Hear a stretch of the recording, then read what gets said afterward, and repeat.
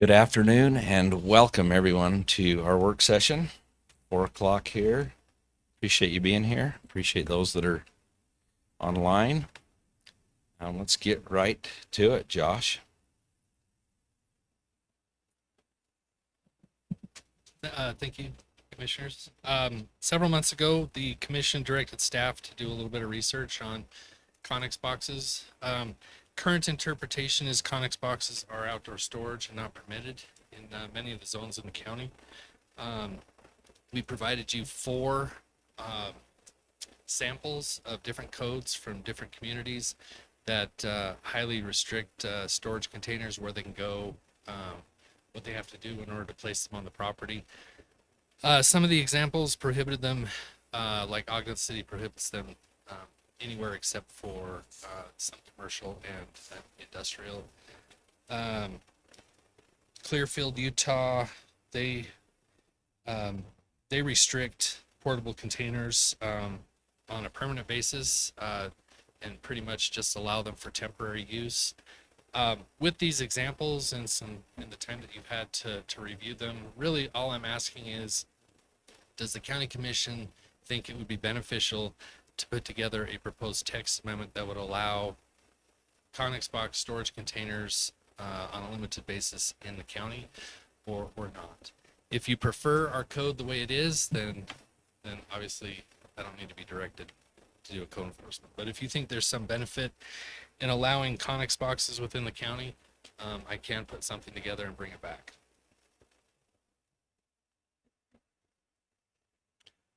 Blaine, we'll start with you. Last. My opinion is we need to be able to have Connex boxes, and I feel that way. And I think that there's certain things that you can do that would bring about a code that we can do it and make everybody that does have them legal. And those that are, because everybody's bringing them in right now. They're bringing them in, no matter what. They're bringing them in.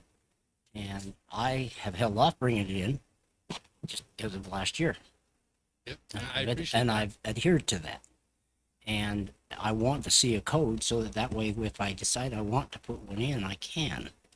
And because if you get them into if you put a Connex box in or other storage containers, storage things in there on a piece of ground, you can maybe make your place better looking, because you can store stuff away and go to it at a later date to take care of what you want to. And as our code enforcement person knows, that my place, I need a place to put something, and not just out in the open. If I want to store something for a later date, I got to have a place to put it, but I can't put a Connex box in there because of that. And so I'm of the opinion that we need them in the county, but they do need to have some parameters around those, such as they've got to look nice. They can't be rusty. They can't be, because that's the same as having your junk out there too, is if it's as rusty as all the junk, then just keep the junk and get rid of it. But as far as the Connex box, I think we ought to have some good looking ones. If people are allowed to put them in here, put them in, but make sure that they're good. And if they're not, paint them. And there's a guy up my street that brought one in a year or so ago, and it's nice looking. It's brand new or close to brand new, used once. So I think that we should be able to have them if it is allowed by our code to have that. Somehow or another, they've got to be. If I'm going to spend the money on putting in one, I am going to try to have it look nice. Some of these codes I did not agree with. The only one that was even close was the Ada, Idaho. That was the only one. The others, I just like to throw them all out. We can take parts of it and use them. But I wasn't suggesting we use any of those codes. yeah, but I'm just saying that's the one I liked that was good enough to where a portion of that, and we can add to that. As far as on a hard surface, because that's a discussion we had with our enforcer. I can't remember your name. Chris. Okay, Chris. With that, I think that we need to be able to, as far as a hard surface, I don't want to put it on a concrete pad. If I'm going to do that, I'm going to build a building. it could be something I want to be able to remove at a later date and put somewhere else, or maybe sell it to somebody. But I don't by, think the intent is to attach it to the concrete pad, but the concrete pad or the hard surface underneath and doesn't necessarily have to be concrete. I mean, there's other ways to make Right. a hard surface. but So I mean, if I'm going to put one in, I don't want it to rust away. So I'm going to put it on something that will not allow it to rust away. At least I'm going to try.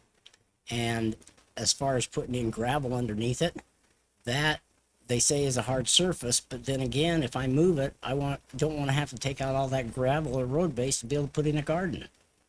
So I just don't know that those are the ways I'd like to see it happen. So my idea on a Connex is just have them look nice. Have them in, and you guys can inspect them or whatever you need to. But inspection of them is fine. I just want to be able to have them for the purposes that they were designed for. For me, I wanted it for hay and to put my farm equipment away. well, that would require a text amendment. Right. And so So- there's my opinion is I think we need the amendment so that way we can have those or at least have it available. And if they're,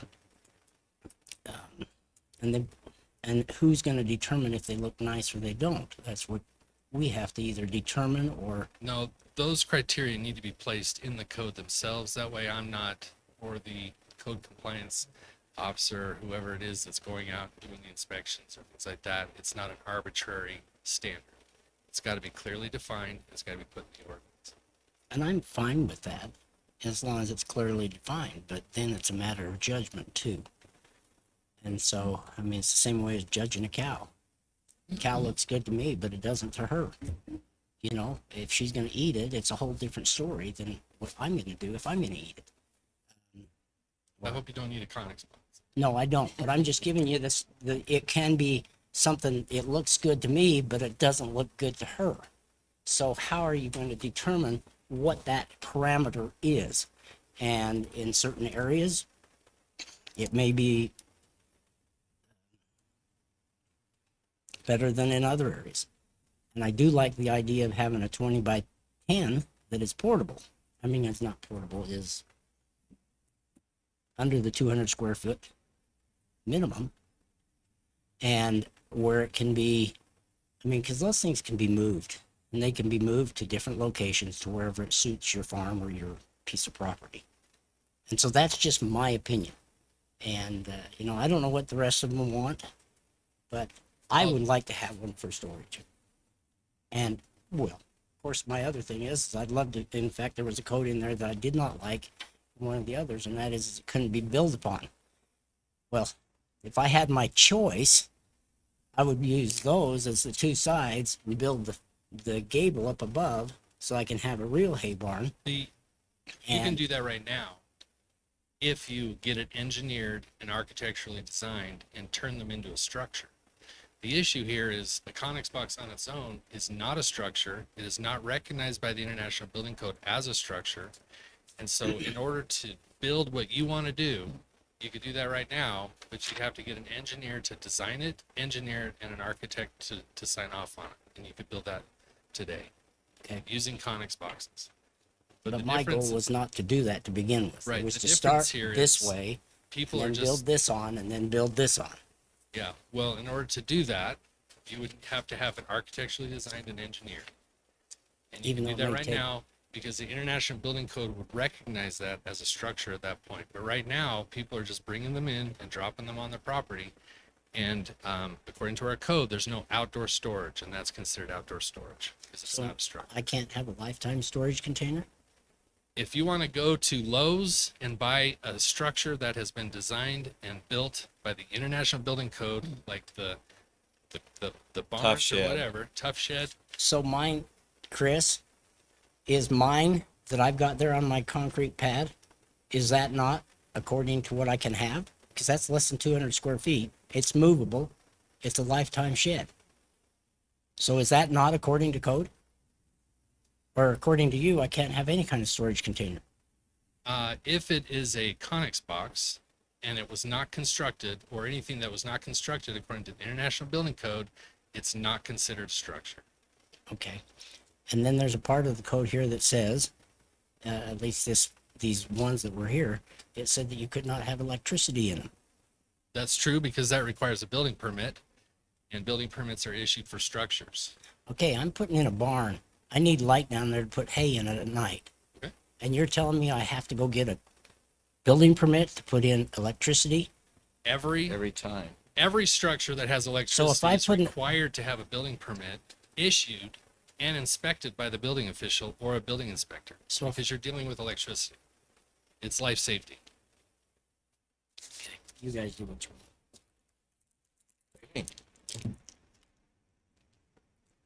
want. To be honest, I haven't taken notice of the Conex boxes. There aren't any in, I live in an HOA, so they're not allowed there. But I think if someone wants one, they should have the right. That's why I think it's important to definitely put in a policy and a strong code that's uniform. It's just my thoughts. Okay. Mike? Yeah, I think I agree. They already exist across the county in a lot of places. I mean, I know multiple neighbors that have them in my neighborhood. Particularly in the rural part of the county, there's more of them. I would rather we put I guess have some parameters surrounding it. Let's get it into the code and we can talk about the specifics of that. I think there's good stuff from all of those samples that you sent. All right. Lon.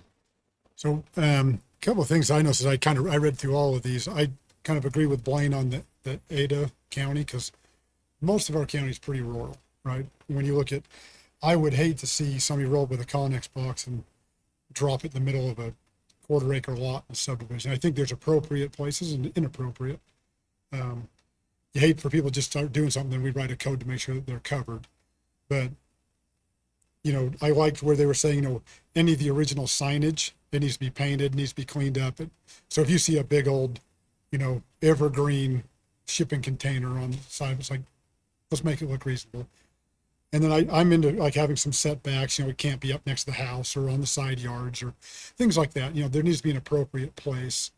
And I kind of like most of our subdivisions are probably not the place.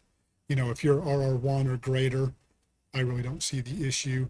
I understand the purpose of the hard surface. I've got about 10 of them on my job site, and I've got a skunk living on under one. And so if it's just a soft surface, it kind of brings that in. But, if you put it up on railroad ties or on blocks or something, so it's up off the ground, they're not burrowing as bad. I don't think we need concrete, things like that. That might, that's the beauty of them is I can go pick them up with a big loader and move them around. Kind of, okay, it doesn't work here now. And I've got a couple neighbors that have them. They're kind of tucked behind a lean-to shed in an old barn, and you can't really see that they're there unless you drive clear back into their place. So I think there's a place. I'd like to see us do something, but again, I think there's places that need to be prohibited. And I would say mostly that higher density areas, if they want something, they need to have it. I mean, I think I don't live in an HOA, but I think most HOAs have that pretty well covered. Like if you're going to have a shed, it must probably look like the exterior of the home and things like that already. But that's kind of where I'm thinking. Out in the rural areas, I think we need to have something because they're better than any shed you could build. I mean, they're tough. They're rain tight. The animals can't get in them. They're pretty solid. And they're pretty inexpensive. You go buy an old hickory shed and you're $4,000 or $5,000. I can buy a pretty dang nice storage container for $3,000 or $4,000. That's right. And I don't have to worry about raccoons chewing through the sides. And No, anyways, I get it. those are kind of my thoughts. That's where I'm at. My thoughts are, they're ugly. I don't love them.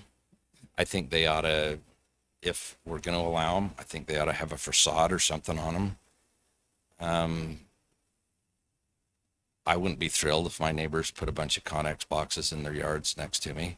Try and keep my place nice, and I at the same time understand that not everybody can build a building to store stuff in too. So I think we have to have a reasonable code to allow some people to do some. I don't like them because they aren't easy to haul away either. It's once they get Yeah. they do have water that sits on top of them, and they're going to rust. I don't care how many coats of paint or epoxy you put on metal, it starts to rust and it rusts, and it's eventually going to come apart. And typically, they don't get hauled away, so they sit there and rot and are ugly. So I think maybe we should have them put a slanted roof on them over the top of them, or so that some water sheds on them, and put a facade across the front of them so they can keep them looking nice, looking like a barn. Or if they want a storage, make them look like a storage. But to have a metal, I don't want a railroad thing parked next to my house, personally. So that's my personal feelings. Some people turn these into tiny homes as well, which would be another thing to The Beware only of- way to legally do that would be to have it engineered. legally. But But if it's illegal, then we have enforcement options. I don't think they should ever be, I mean, where we are, I would hate to see them become homes and it looks like a storage container with a door and a window. There are some pretty cool looking I've storage seen some container pretty neat buildings ones. that have been Yeah. engineered and designed Yeah. by an architect They've that got look to be really cool. engineered. So I don't discount them as a building material as long as they do it legally. But that would already be allowed under our code, correct, Josh? Correct, because at that point it becomes Because it becomes a Structure. structure. Yeah. that's right. That's right. It's not just a shipping container with a door and a window and they stuck a toilet in it. Yeah, no. You know, that's, So I suppose we need to have a little bit of guidance of saying, okay, this is ready to drop a shipping container on here. Before the shipping container ever arrives, that somebody can go out and say, yes, this is a surface that we'll put you can put a shipping container up. The setbacks are correct. It's not, sitting in their front yard. Yeah. And okay, go ahead and put it on there. So I would hold them to the same standard as we do an ag barn, where they still have to do a zoning compliance review, where we check setbacks, we check location, we check height, things like that. I can put something together if you'd like me to draft a code section text amendment, bring some ideas, and then maybe set up a work session in the future.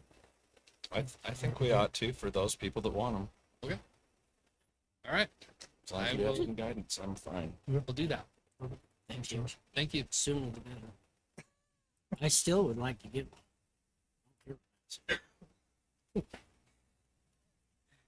I will work on this. I have about 15 other text amendments that I've been directed to do, but I'll prioritize this one.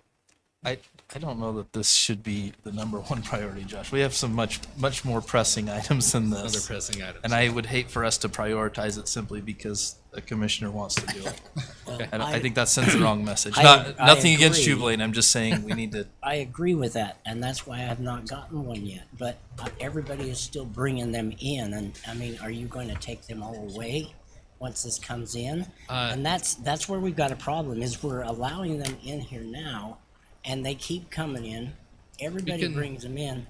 We can work on enforcement. We can work on and include in the text amendment number of containers allowed. I mean, whatever you want to do. And who's But gonna I pay for guarantee the there's removal? people out there, you couldn't write the code broadly enough Right. to fit everything they've already brought in. But if So they- there is going to be some enforcement issues that are going to have to be worked And so out. that is a question I'm gonna have is okay, in the enforcement, they've already got them here. So now what's gonna happen? Are you going to pay to have it taken off? Cause they won't. Well, technically, they brought them in without checking with the county first to see if it was even legal. And so you have situations where it's not illegal. It's not legal to put it on the property now. So it is a code enforcement.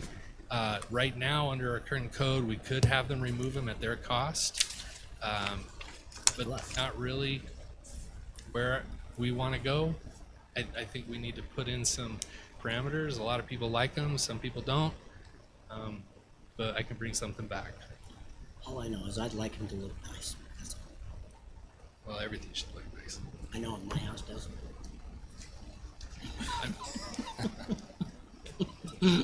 Chris will for you.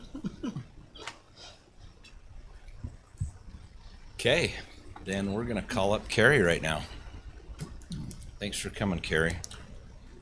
May I, before you start though, can I go with one more thing? I just want to kind of say one thing about our code enforcer.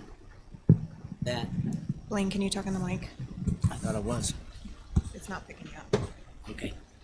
But I think that he came out and talked to me, I'm sorry. Chris, We missed the first part. our code enforcer. Okay. Okay, he came out and talked with me, and because he wanted my support on a lot of different things, and I think a lot of people do. However, and I just want to say that he is willing to work with us, I think, and I'm willing to work with him and the planning department of whatever we've got to do to make things right, whether it's Connex or fences or whatever it might be.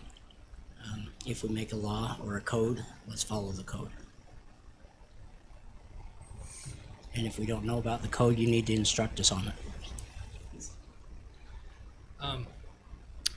One of the ways that I see code enforcement working the best is if the planning department or the code and compliance department works with the residents as quickly and as courteously and as kind as we can to try to help them find alternatives to clean up their property as opposed to using the stick.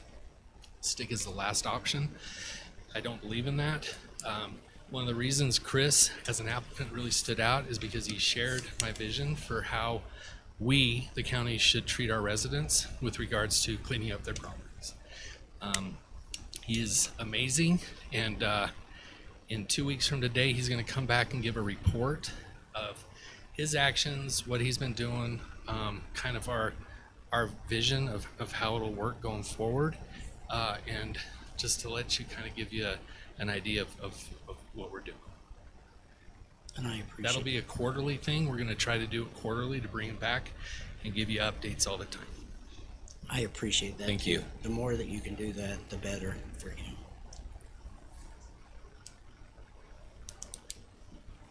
Yeah. Good afternoon, Commissioners. Thanks for giving me a few minutes here today, and thanks for your patience with your meeting a couple of weeks ago. That happened to be while my daughter was in delivery, having our little grandbaby boy, and it's been an interesting couple of weeks.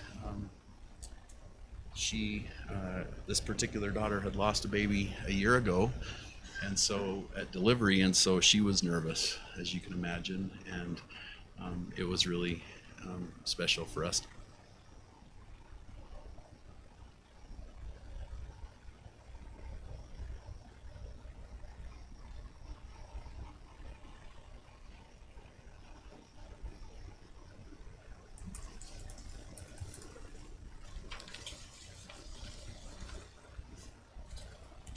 Thank you. Does it clip on too? Will that work? Okay, looks like it's picking it up. Okay, as far as good news is concerned, well, the bad news is that after that, I came down with my annual post-legislative session cold, and so I haven't been able to hold the baby much, but I just got home a couple hours ago, and I got to hold the little fart for about an hour. He is unbelievable, and just a special time for our family as we've got another daughter who is due in 2 weeks, so we're gonna have grandchild number 9 coming here pretty soon, which makes me feel old.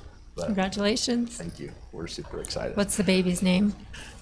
The baby's name is Easton, which is a little bit interesting because the one that passed a year ago is named Weston. So Oh. got Easton and Weston. My son is a Weston. So kind of a fun connection that helps us to remember them both. So, and we'll see what little Gus looks like in 2 weeks. We're excited about that one as well. Well, thank you again for a few minutes to talk about the legislative session. It was quite a session, and as you probably have heard, the legislature passed a final budget appropriating almost $31 billion. So it was quite a legislative session. I guess I feel old when I served in the legislature. I remember being a little bit concerned that we had passed our largest budget ever, which was just over $15 billion. So that's only been about 20 years. We've doubled our budget, and granted, a lot of that budget is out of the legislature's actual purview as being able to spend that, because that includes federal funds as well and required matches to federal funds such as Medicaid. So the way that the legislature does their budgeting, which is a fairly new practice within the last 15 or 20 years as well. Actually, it's about 20 because it happened. We changed the process when I was there. Is that they now pass what's called a base budget. Executive Appropriations meets in December, the first week in December, and passes the framework for the base budget, which is passed in the second week of the session. The concept to that is that the base budget is intended to cover specific base budgeting items, or items that have already been funded or already been committed to, with a few exceptions. So that if budget negotiations were to break down somewhere during the session, which has been known to happen from time to time, that the state could continue to function and meet basic commitments that they've already committed to. So that kind of takes the politics out of your basic budgeting items. Now that doesn't mean it can't change when the final budget is passed, but it does give some pretty good guideline of what's going to be in the final budget bill.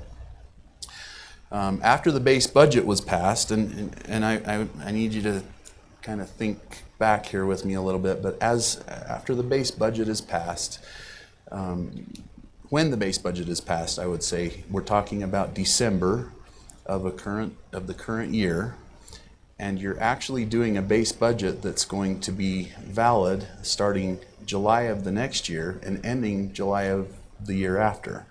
So it's kind of an art in addition to a science for these fiscal officers of the legislature to figure out what the budget is, or what money is going to be coming in from tax revenue a year and a half in advance. Okay, so it's a guess. It's a guessing game, and those projections are updated every few weeks based on current information as it becomes available to the legislative body and to the fiscal analyst's office. In this particular case, I think from the day that the base budget was passed until the day that the session ended and the final budget bill was passed, which we affectionately refer to as the Bill of Bills, between that period, projections continued to decline every single projection that came out during that process. And so the legislature was then faced with the dilemma of basically saying that there was basically no money available, or very, very little money available for appropriation that hadn't already been appropriated. So it was back to basically, can we fund, are we still okay to fund those basic items that they passed in the bill, or in the base budget agreement. So with that, they did kick the can down the road a little bit, but they also did some pretty unique and interesting things. They had a significant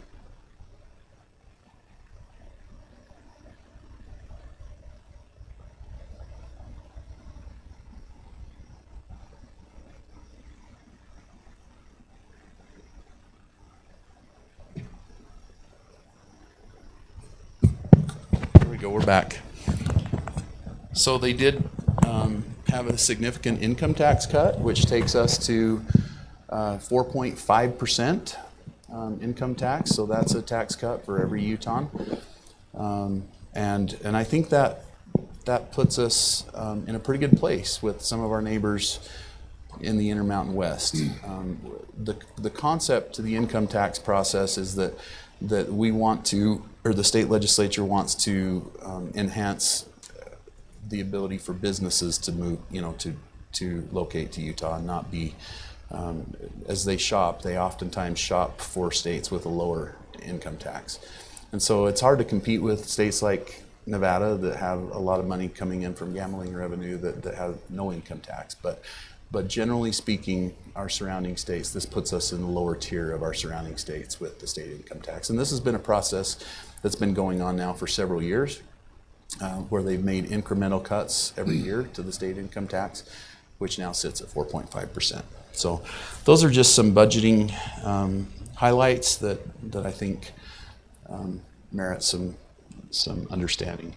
I will just say that I think that they do a tremendous job. The legislature does a tremendous job in figuring out those needs from a budgeting perspective, and I think that is proven out by continuous recognition, I think, that the state receives every year, calling Utah the best managed state in the nation. There was another stat that came out here just recently that said that with all the turmoil, good or bad, no matter how you feel about it on the federal level, which state is the most able to react to federal funding fluctuations based on those changes, and Utah ranks #1. So Utah is the least federally dependent state in the nation, which I think it bodes well for us with some of the challenges going on in Washington, D.C. So along with that, I wanted to, before we start talking about specific legislation, one of the pieces that you asked me to put together and champion this year was House Bill 345, State Park Road Amendments, which would have allowed us to, which allows us to be eligible for the state park matching funding grant through.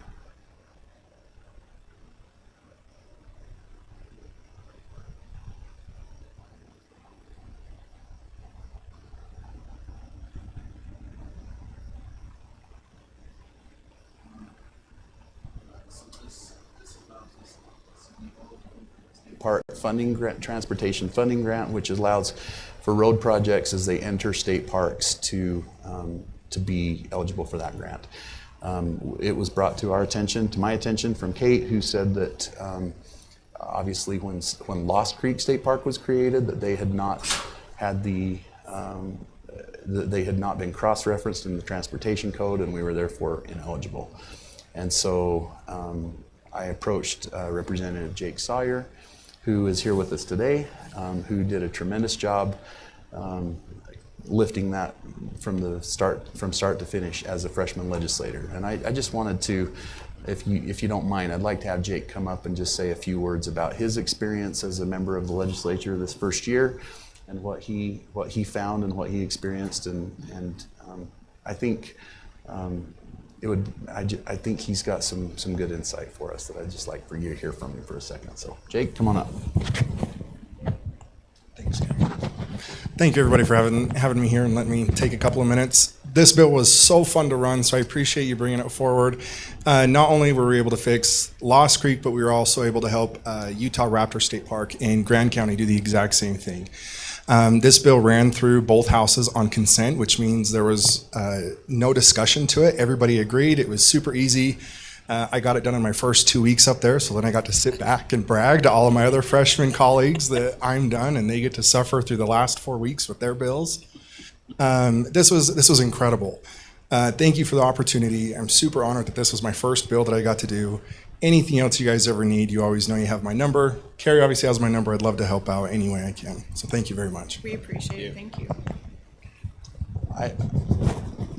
These legislators get a lot of criticism for votes here and there that everyone doesn't always agree with, but it has been fun to watch Representative Sawyer this year just really jump in, and granted this was his first.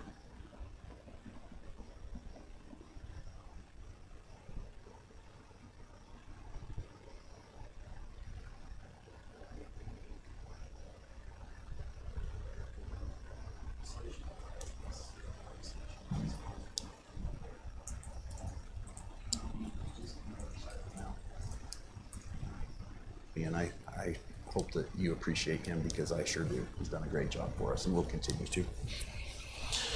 So that bill was passed and was signed by the governor here just a couple of days ago. So it's moving forward and will become law very, very soon. Hopefully in time for the next funding cycle. And now we just need to get that prioritized Already on my calendar. above other state park roads. I am going to just mention a couple of other pieces of legislation, and then I'm going to ask you what pieces that you have interest in. I know that many of you have weighed in with me throughout the entire process. And by the way, I want to give thanks to those of you who participated. I know all of you were there or most of you were there on UAC Day on the Hill and interacted very well with legislators. It was fun to see Commissioner Blocker up on the Hill quite a bit with her other duties. She did a wonderful job, and I used Commissioner Wilson more than once for meetings up on the Hill that were important to us. First of all, I think I want to talk about the big one.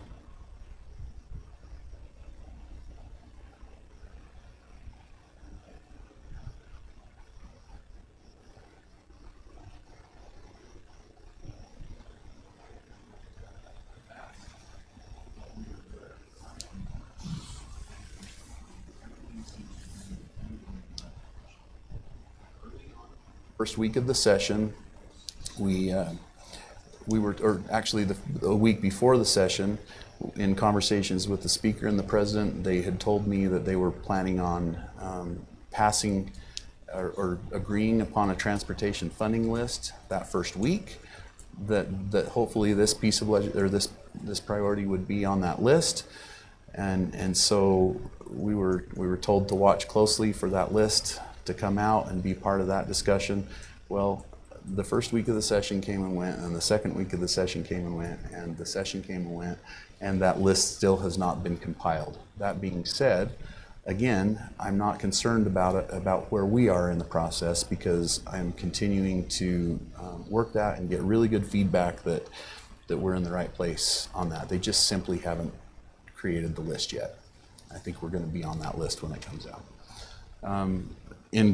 As far as good news is concerned, along with that, it was announced shortly before the end of the session that Representative Brad Wilson, who was the Speaker of the House, who was a champion for us on our on our East Canyon project last year, was appointed as the CEO of the Olympic Committee in anticipation for the 2034 Olympic Games that will be coming to Utah. With the Olympic venue at Snow Basin, he is very much aware of where Morgan County fits in this process and why it's important, and we're working with him on a daily basis as to how to make sure that we're prioritized in that process. Along with that, we continue to have discussions at least weekly with Senator Adams, who, as you know, represents parts of Morgan County, and is very much a champion for this project, as well as all of our priorities. He's been a tremendous asset. Senator Milner as well, who is no longer in leadership but still carries a tremendous reputation and a tremendous load in the Senate, has been a real champion for Morgan County as well, and continued as well this year in a lot of the things that we were doing. So if you have opportunities to reach out to these legislators, and now that I've started, I need to finish. Senator Johnson, Representative Kyle, and Representative Auxier have all been tremendous assets this year. When I reached out the first week of the session to Representative Auxier, who was barely elected within a week of the session started, I wondered how fast she'd be able to get up to speed. I'll admit she did a wonderful job getting up to speed and preparing herself and as the session went on, it was really good to see her do better and better in that process. And I think she's going to be a force to be reckoned with and a great asset to Morgan County. So as you see these individuals in the community, I just hope that you'll please give them your thanks. I reached out to Senator Adams and his chief of staff, Mark Thomas, right after the session, just with a heartfelt thanks of the work that they do and the effort that they lift on behalf of the citizens of Morgan County. And their response reminded me that they don't often get that kind of things. And so as you have those opportunities, if you have a relationship with any of these legislators, please just tell them thanks. Please give them a shout out wherever you can, because again, it's easy to beat on them for something you don't agree with, but at the end of the day, these are people that leave their businesses for pennies as they're being beat up on over and over again with basically, as you know, as public servants, basically with very little compensation, and do a tremendous job, I think, representing their constituents. And I just appreciate the work that they do. Carrie, I have a question, Yes. if you don't mind. Please. With the interchange, maybe you all might know this, does Morgan County have to split any of that bill? The bill for putting in the interchange? Do we have to come up with some money? No, it's a state, the interchange is a federal highway, right? And so it's the state in conjunction with the federal government. Now, generally, the state funds these kinds of projects. I'm sure that UDOT will try to leverage federal funding where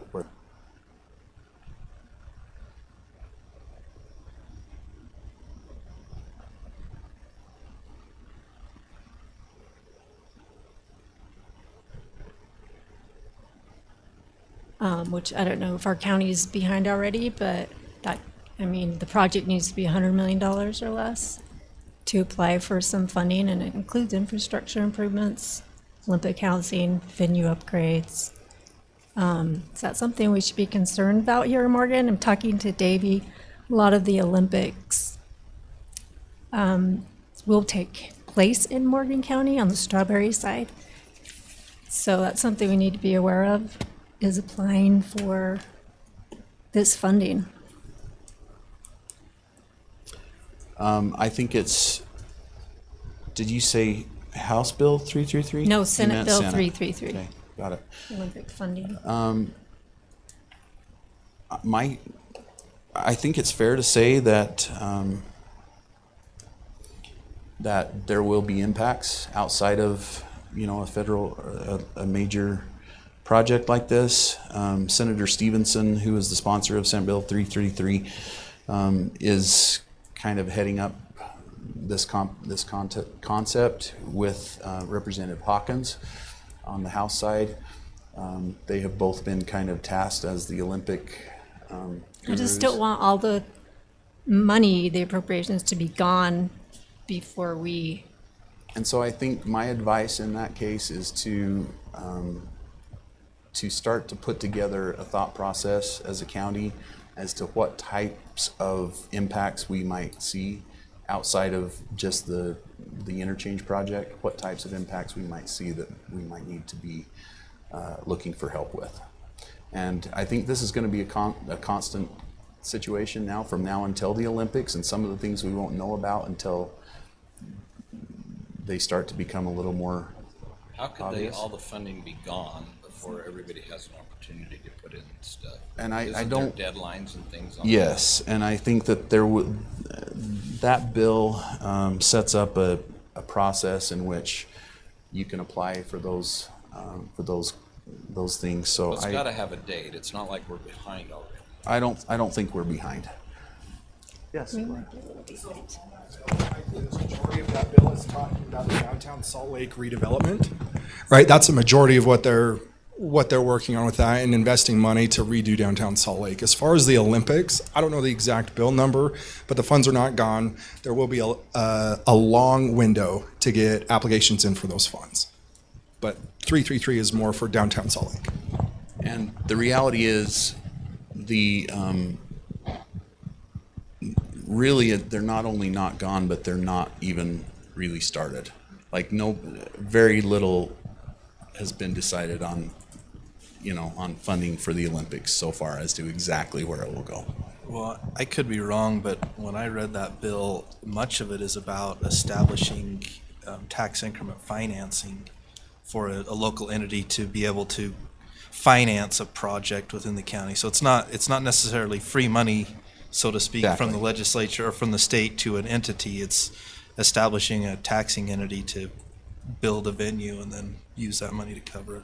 So I definitely don't think it's money that's gone yet, but I'm not sure that we would be building a venue and needing tax increment financing to do that within our county. I don't think we won't have a venue in Morgan County, and this probably isn't the vehicle for what I'm talking about, but I think there will be opportunities to look at those impacts, and that's why I say we should identify those when they come up and be aware of them and be ready to make our request appropriately. So if we talk to Brad, he'd be able to tell me. Oh, for sure. Yeah. Brad, Representative Wilson, former Representative Wilson, as I mentioned, the CEO of the Olympic Committee, has been a real champion for us in Morgan County, and he'll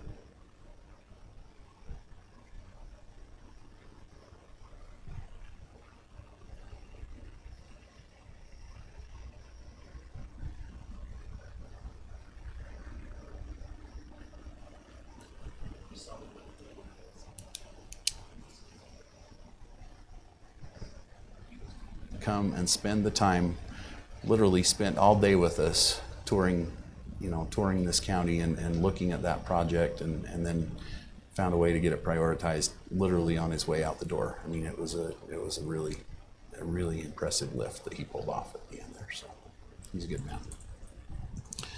Okay, and please, Representative, you're in the middle of all these discussions, so if there's anything else that you'd like to add, please feel free to do so. Since we're getting close on time, why don't I respond to questions? Is there?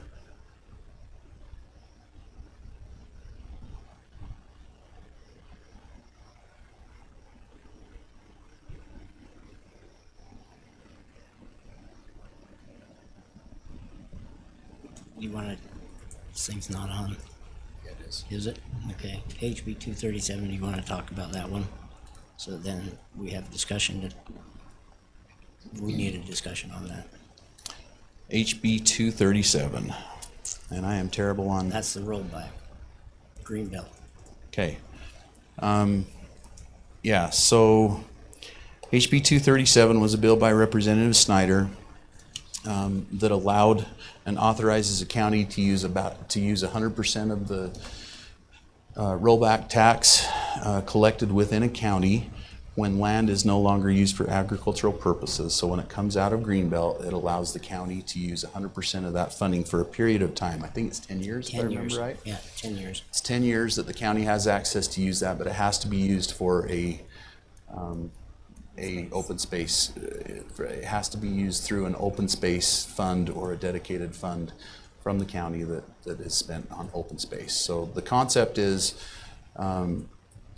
as Greenbelt Farmland Assessment Act comes out of Greenbelt, the concept is for that money to be used for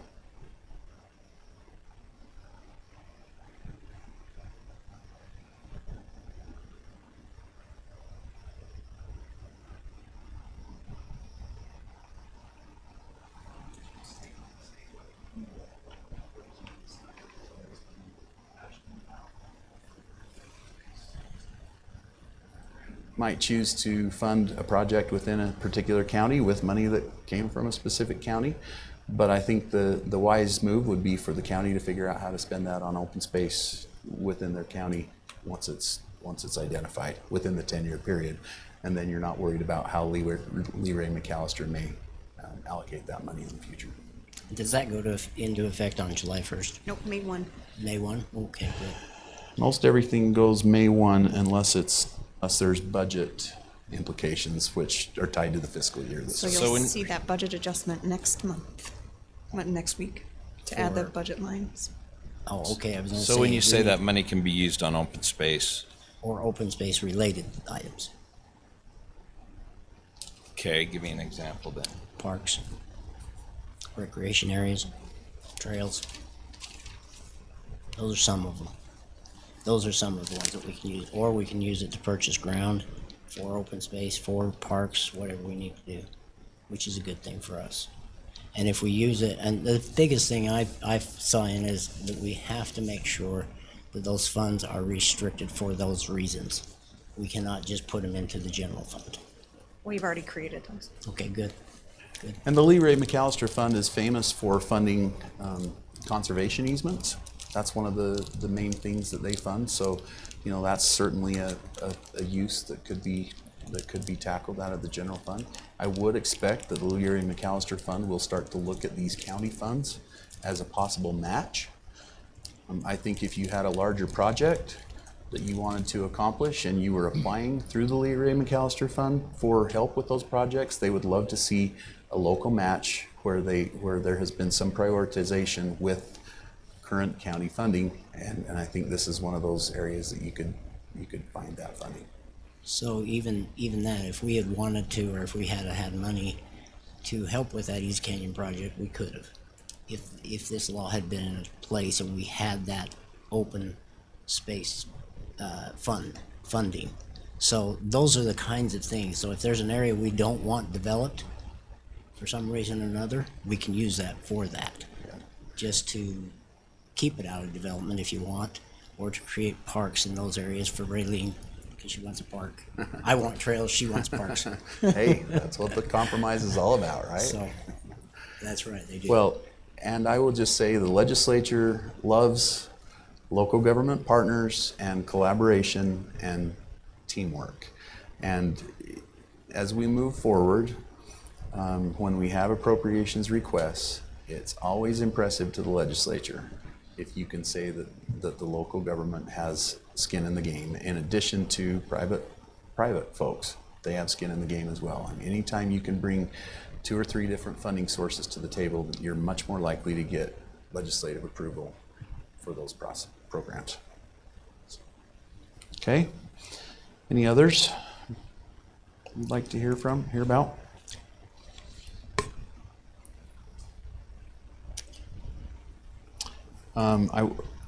I will just I would mention, like to know what's going on with the pre-municipality stuff, if you, That would be 540. that's a well, fun that's one. the amendment. I'd like to know what the scuttlebutt is on the Hill.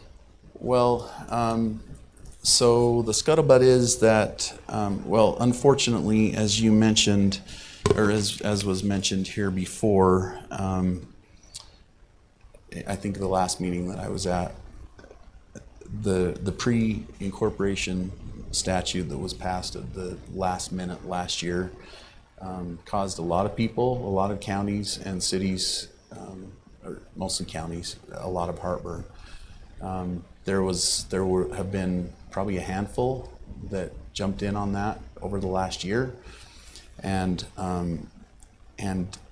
I was made aware of the real frustration and that we, our desire at Morgan County to try and change that really late in the session, but at the end of the day, we were able to put together Representative Auxier as well as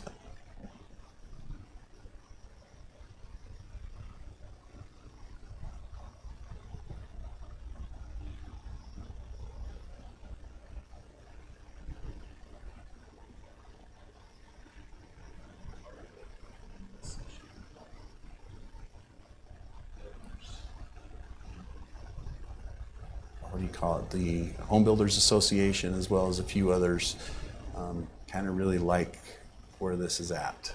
And so it sets up a little bit of a what do you call it, conflict between some of these interested parties. Sets up a little bit of conflict there, and between these parties and counties. Representative Kohler did an amazing job, trying to get this on the table, but it was just too late, I think, to get anything done this year. When he finally got that, that bill was introduced literally the last week of the session, and so it was, and it wouldn't have changed anything in Morgan's case anyway, but it would keep a process like that from happening in the future. And so I think you'll see a renewed effort next year. It'll be interesting to see how much it's used again in the year in between, but I think you'll see a renewed effort. And I think now that they have some language that some more people have kind of gotten their arms around, I think it will have some more legs next year. As I've talked to neighboring counties that have had some similar issues, I mean, it's not just the ability to work around the county, that the problems it's creating for the county is what they're finding as it goes through. There's lots of ramifications for this, and it's really, I mean, obviously a home builders association is going to love this, but. And I understand a lot of our legislators are developers too, and that doesn't help us out at all. But it's a problem. It's a problem, and either the state needs to step up and give funding to back the counties for taking on these projects if they fail, or something needs to happen, because it's got to hurt their pocket like it's going to hurt our pocket, or it's not going to get changed. Exactly, and I think one of the challenges is that. There has been, with this whole concept of the affordability crisis that you hear about constantly, it's real. Like, our kids have a hard time finding a home that they can afford and getting into. And so there has been a real push across the board to find ways to lower the cost of opportunities to get into the housing market. And with that comes the idea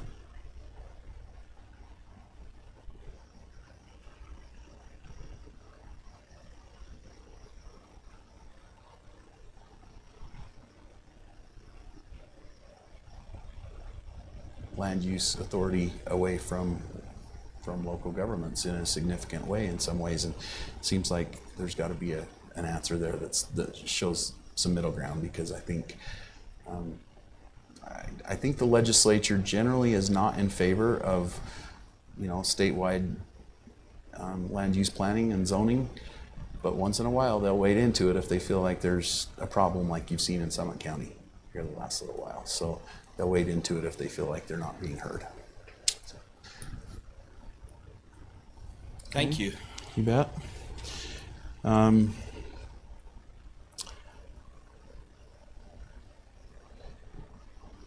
I am looking to see if there is anything else that jumps out off of the list. Any other questions on that? It looks like we're out of time, but I'm happy to respond to any other questions if you have any other specific Do you need anything from items. us? I don't think so. I think as far as current, where we're at right now, I think it's 100. It becomes 100% about tracking and staying on top of this interchange issue. As I talked with the project manager at UDOT, that's over the EA that's being done. I talked with him again a couple of days ago, and he made me aware of the public open house that's being held next week sometime. I can't remember the exact day. That's basically the last step that they need to go through from a specific step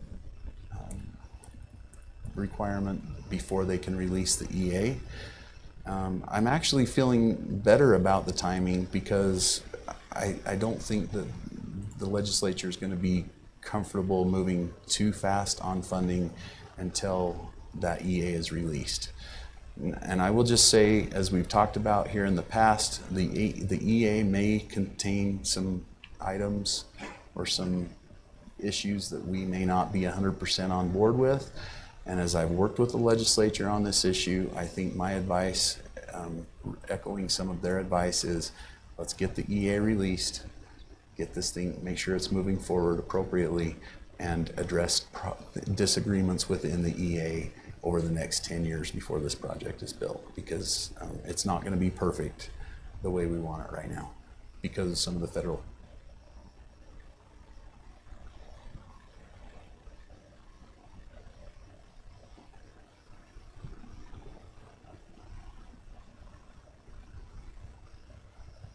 Just as a point of correction, there is no more public comment. They are coming to the county commission to present the draft on April.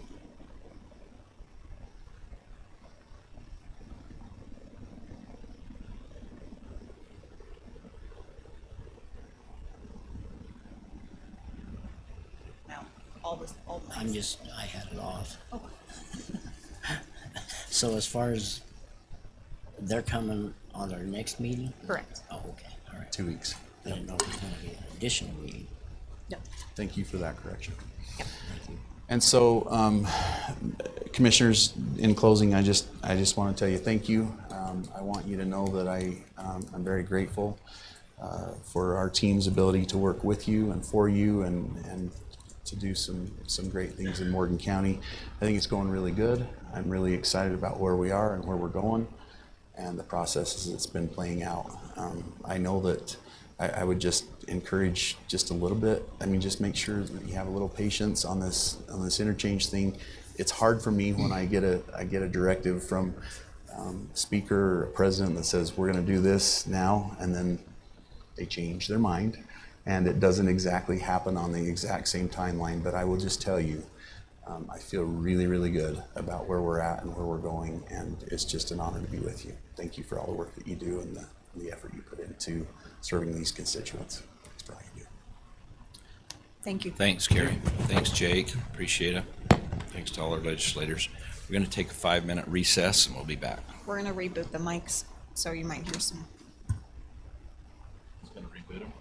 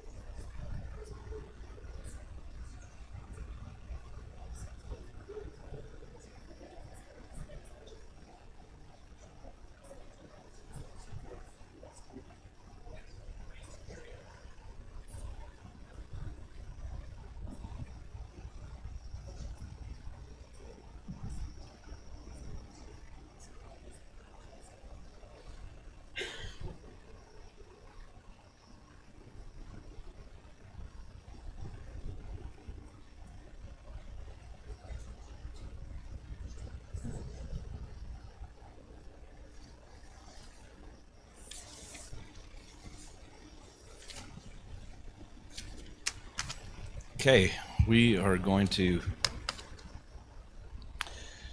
open our meeting this evening. Welcome. Appreciate you being here tonight.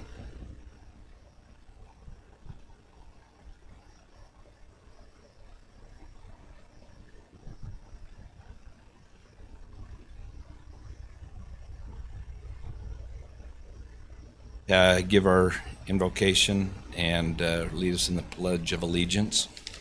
Turn the time over to him. Our dear Heavenly Father, this evening we're grateful for the opportunity which we have to gather as constituents of Morgan County and others, and as a commission, that we may be able to discuss those needs that are pressing within our county. We are grateful for the opportunity we have to live in a free land, and that we have rules and obligations that we have. We pray that will help us to preserve this county as much as possible, and to take on those needs that will help to make our county just as beautiful as it is. We ask thee at this time that thou will bless us as we make decisions this night, that we will do so for the benefit of all people within this county, that we will make those decisions that will benefit us not just for the temporary time but into the future. We pray for guidance always, that we will be able to do those things which we need to as commissioners. And we also ask thee for a special blessing upon everybody in this county, that we can learn to work together and to take care of the problems and to work together on trying to solve those problems, that whatever it might be, that we can be appreciative of what everybody is doing to help each other, that we may be able to not have confrontation as much as possible, that we can learn to negotiate and to help each other, build each other up. We ask thee for thy guidance always. We say these things in the name of Jesus Christ. Amen. Amen.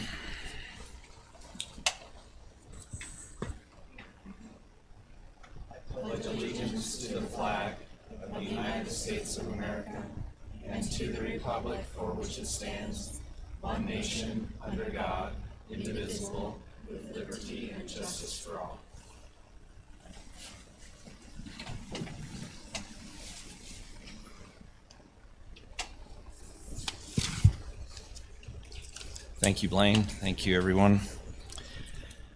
Okay, so we have 2 consent agenda items. Has everybody been able to look over their packets? Any issues? Anything? Okay, I'll look for motion on that then. I'll move to approve the consent agenda items. I'll second it. Have a motion by Commissioner Newton and a second by Commissioner Fackrell. All in favor? Aye. Any opposed? Motion carries. Okay, do we have any conflicts of interest we need to declare tonight? Okay. Then we'll move on to the public comment. We have one public hearing tonight, so if you're here to comment on that public hearing, you can save your comments for that time. Otherwise, anybody else that has anything on the agenda that they'd like to comment or anything that they would like to bring before the commission at this time, please keep it to 3 minutes. We'll turn the time over to you now.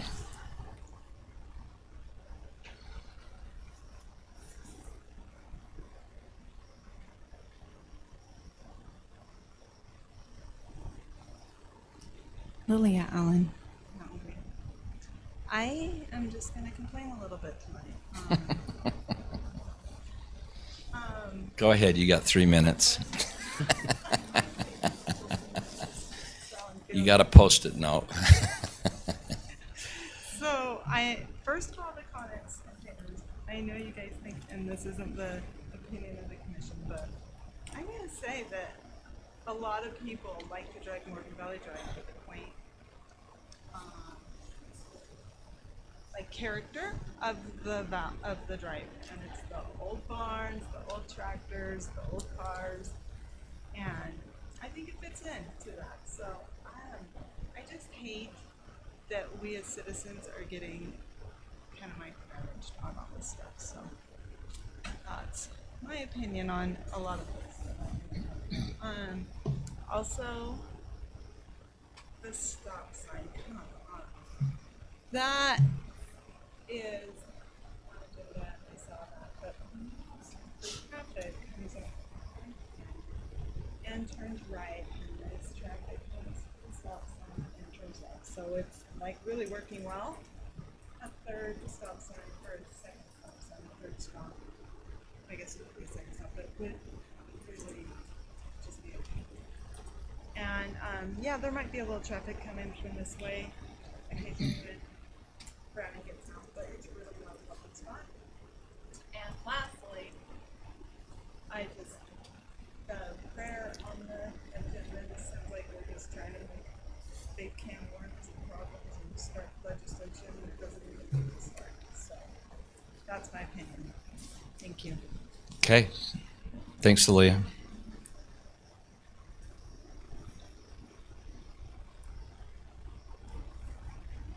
Okay, and seeing no one else, we will close our public comment period. We have no presentations this evening, so we're going to go right into our action items. Action item F1, Robbie Hoyt.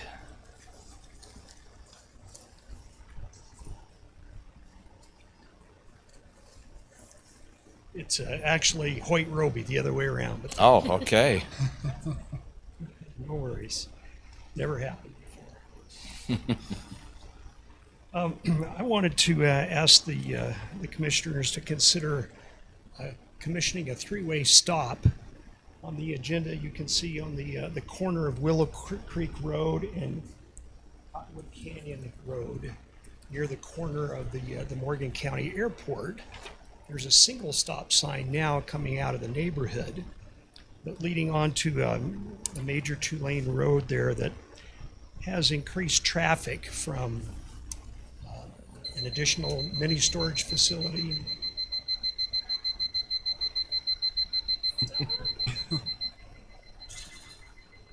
Your time is up.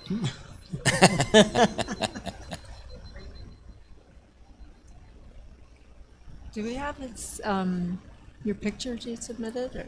Yeah, I submitted 3 pictures along with my report. That's all I got.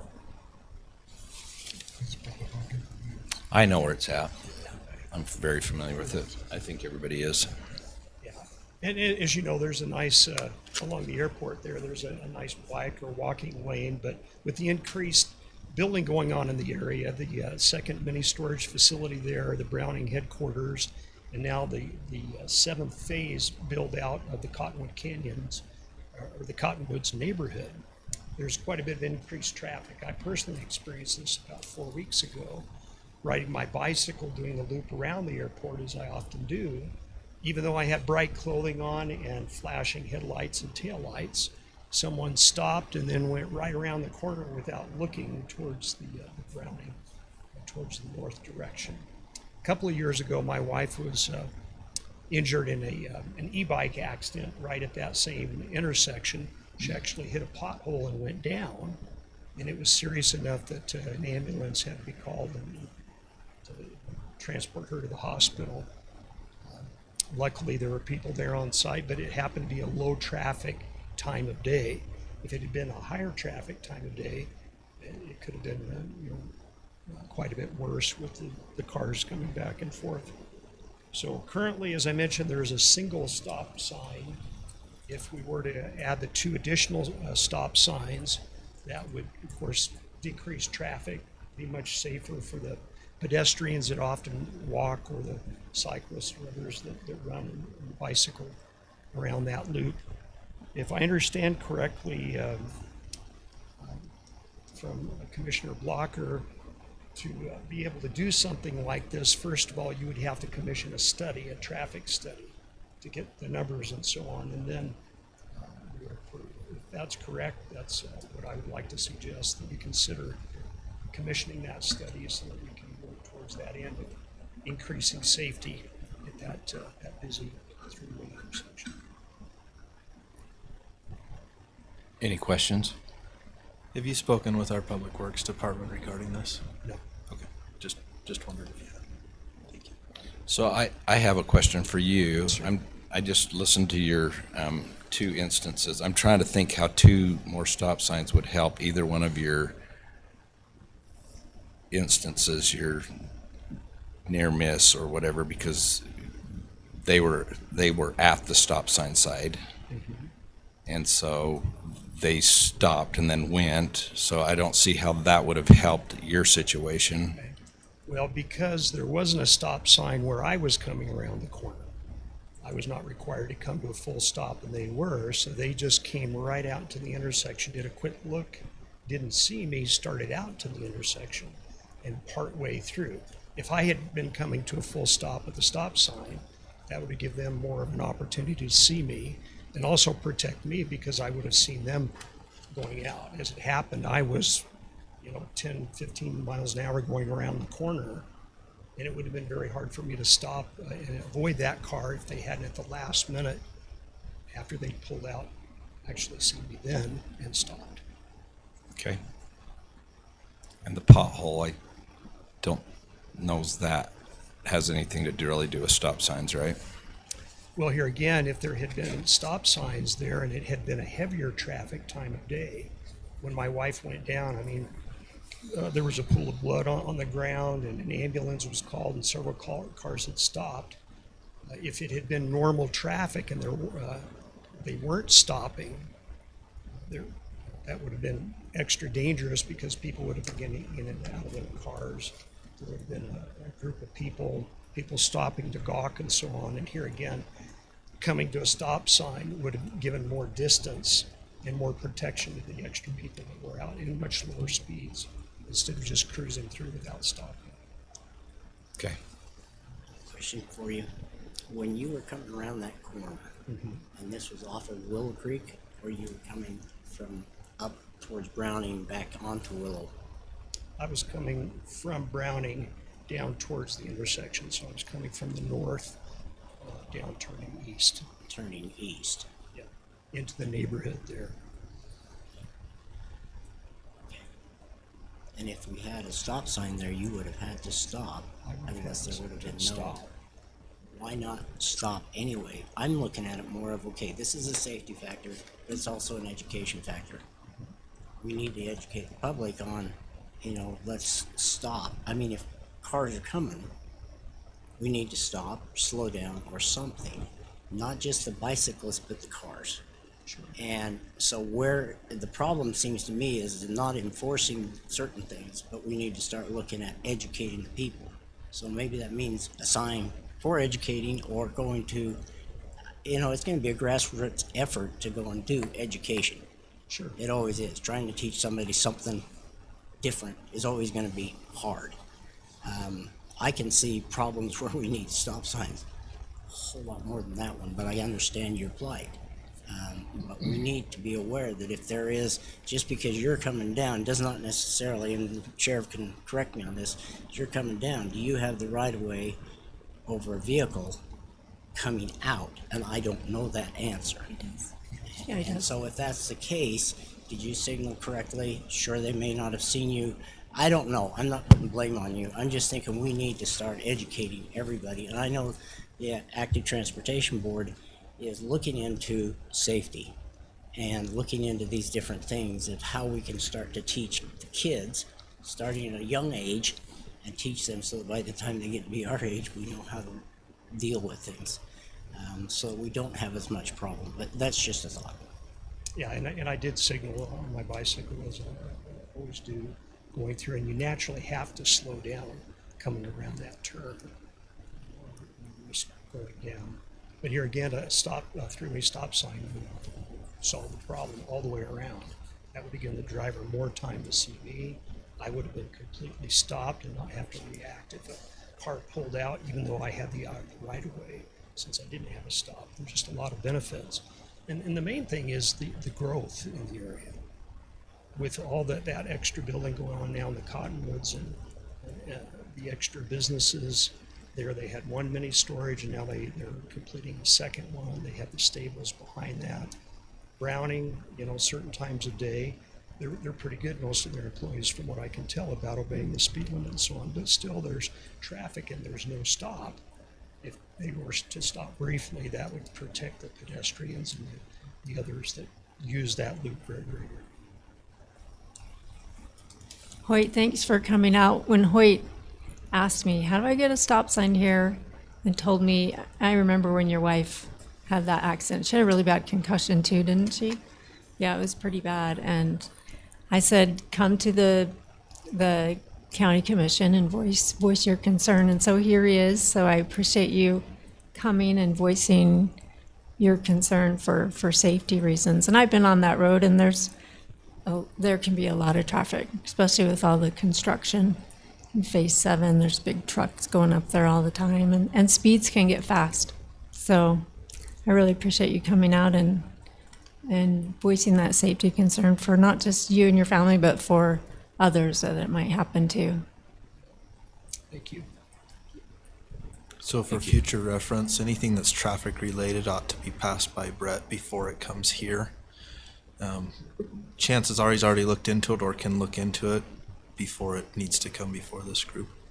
So I would send them to Public Works if they have anything road related in the future. So go to Brett. Where are you, Hoyt? There's Brett with the, yeah. Uh-oh. Don't fall, Brett.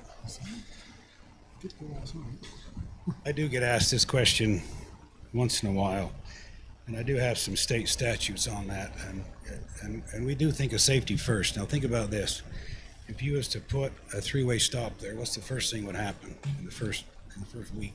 Did run the stop signs. Locals that wouldn't pay attention to it. And the state's done studies on this, and we always follow what the state does because they're way ahead of us on some of this stuff. But anyway, I'll give you some. We go by safety, but we go by statistics too. So what would happen is I got with the sheriff yesterday and today about crash history there. There is none in the last 3 or 4 years. They couldn't pull one up. And we do have to go off of that if there's a problem. There's a crash history, right? And the state goes by that. But what could happen, I mean, I'm not saying it would happen, but there's a likelihood if you was to put a stop sign on each side of that, a local would blow right through there. Then you would have a T-bone. Then you would have an accident. You could cause one. So they've studied that, and so there's no crash history. Now, when you put in a 4-way stop or a 3-way stop, the traffic has to be the same volume. Does that make sense? You don't have one that's real low volume and this one real high volume. It's got to match. It's got to be busy this way and busy this way.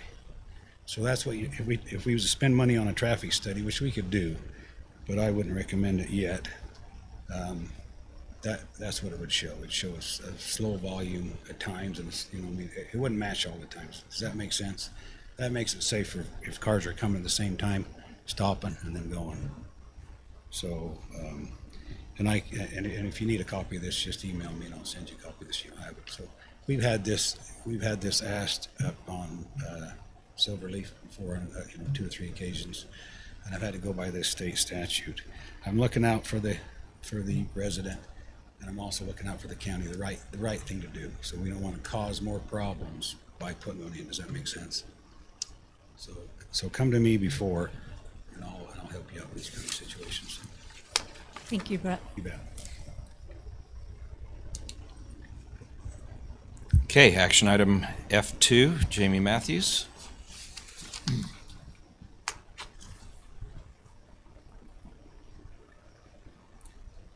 I am just here to see, we are going to hold a state primary activity day camp at the fairgrounds in June. And I am just here to see if we can get those fees waived. Any comments? Go ahead. I thought that we had changed our ordinance such that any nonprofits could just fill out the paperwork and indicate which service project they were going to do and move forward. Am I wrong on that? If we haven't updated the ordinance, we ought to do that. We have it to where they can, but because it is a deferral of revenue, it has to come before the commission. Oh, is it a deferral revenue? You mean for the fees itself? Uh-huh. Okay.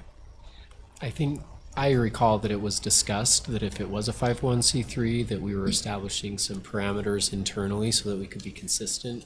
And that was one of the main things, is if it was, because a lot of people will say, I am a 501c3, and or no, they say I'm a not-for-profit, Nonprofit. but that doesn't necessarily give them a designation of the 501c3. And so I think that was part of the discussion, to say, as a general rule, the commission at the time thought it would not be a bad thing to do it for tax exempt entities. And plus, we had put into that, I thought, if any others were going to be grandfathered into it, those that have been using it for years and years and years. And they have been using it for years and years and years. They didn't come last year. They didn't come to us last year, but they had an activity there last year. Oh, And that Kimberly Harrison is the one that set it up. Oh, yeah. okay. The list of those entities, though, are entities that it's not just outside. It's been entities that regularly use the fairgrounds, not just a once a year thing, but like 4-H and FFA and those groups. And those we actually have listed in the fairgrounds agreement.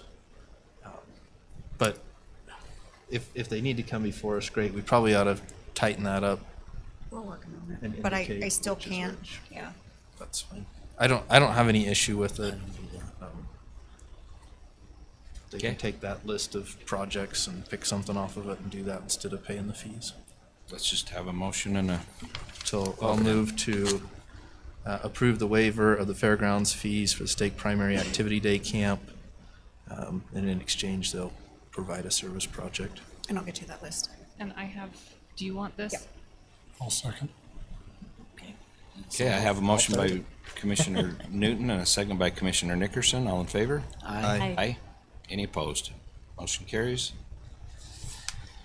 You got Action item F3. So that's gonna be me, because of Teresa. There was a miscommunication. Thanks, Jamie. Miscommunication on who was supposed to get me what exactly they were asking for, but Debbie's pretty confident that, the ask, since the fairgrounds is already automatically waived because it's a county event, is for the sheriff's fees for traffic control. I was gonna say, yeah, we've already established that this is a county event. Yeah, but it's the sheriff's fees for traffic control. They said they don't need fire EMS, just the sheriff's fees. It's really probably just for their parade, is that what it's for? It's for the afternoon too. And, Yeah. okay. Yeah. So I'll move to Flow of approve the waiver of sheriff's fees for the 4th of July activities in the county. I'll second it. Okay, we have a motion by Commissioner Newton and a second by Commissioner Blocker. All in favor? Aye. Any opposed? Motion carries. F4, Brett.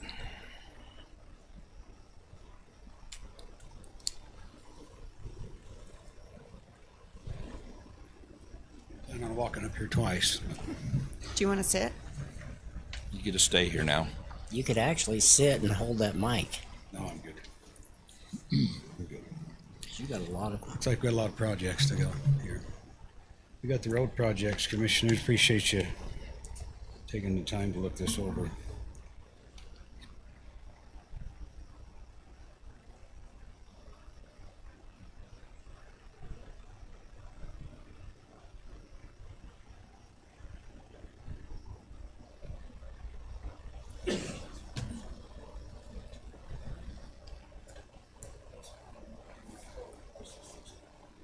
That's about what I've got in the B&C funds in highway projects, and I always leave a buffer for that, usually about 100,000. But we've got some money that we'll talk about here in a minute that we had just come in the last year and a half that we can start using for highway projects, for transportation projects.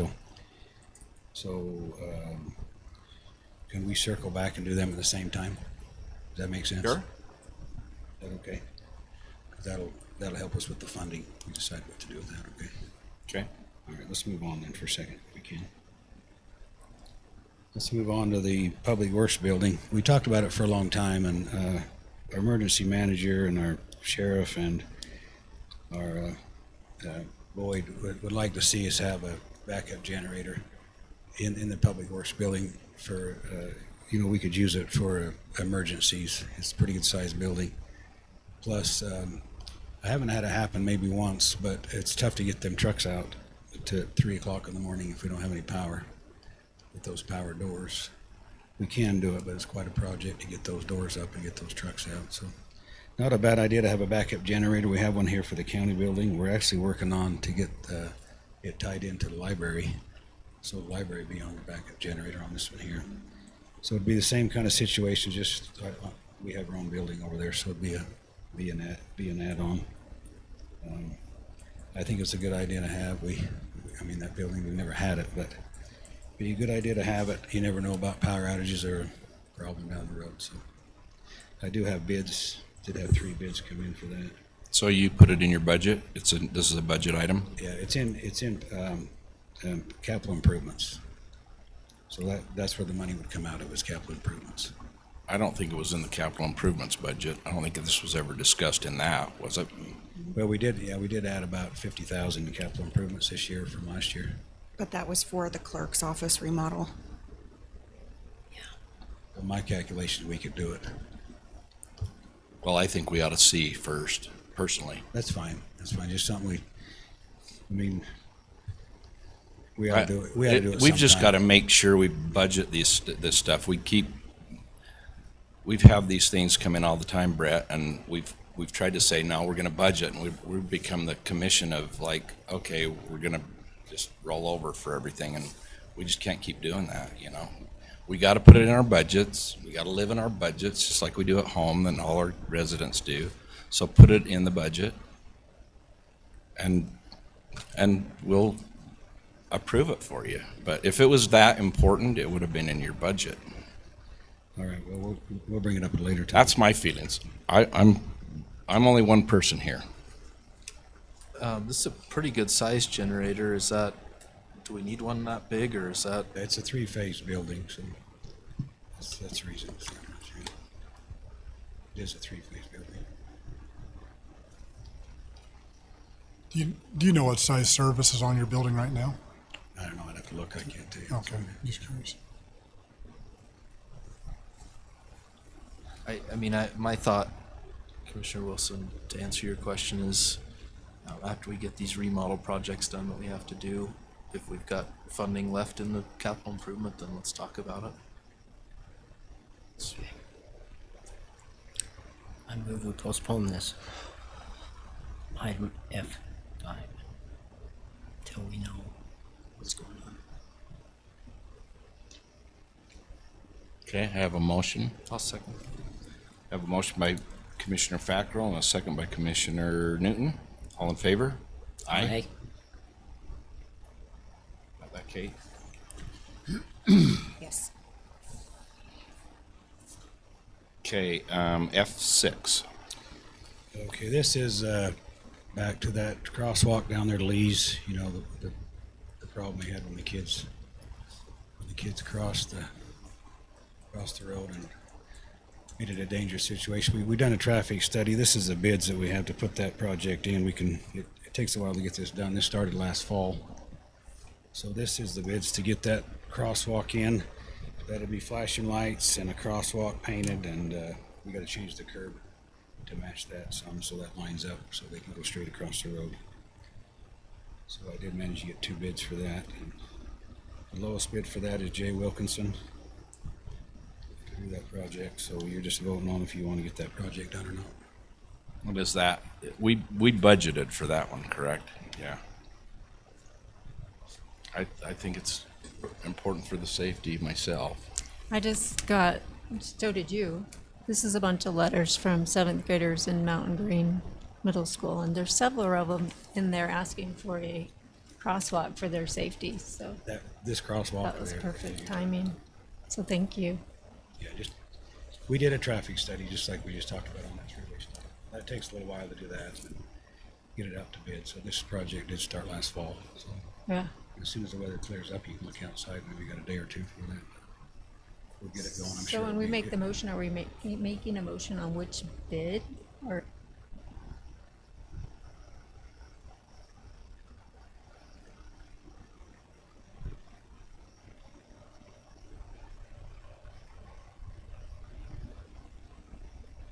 The crosswalk. on 500 West Old Highway Road. You have a motion? I'll second the motion. Have a motion by Commissioner Blocker and a second by Commissioner Newton. All in favor? Aye. I, Are there any opposed? no, Motion but I have a carries. question for you, maybe. Okay. This is gonna be paid for out of BNC roads. Is that the correct one to be used, BNC roads funding? Yeah. You're positive? 'Cause I'm not Did you sure have it a is. different? I don't know where, other than Well, yeah, the maybe way our to do it trans- is to take from the general fund and vote in general fund to pay for it. It was budgeted in B and C. Was it budgeted in BNC? Planned on it Because, for 25. because under your BNC budget here,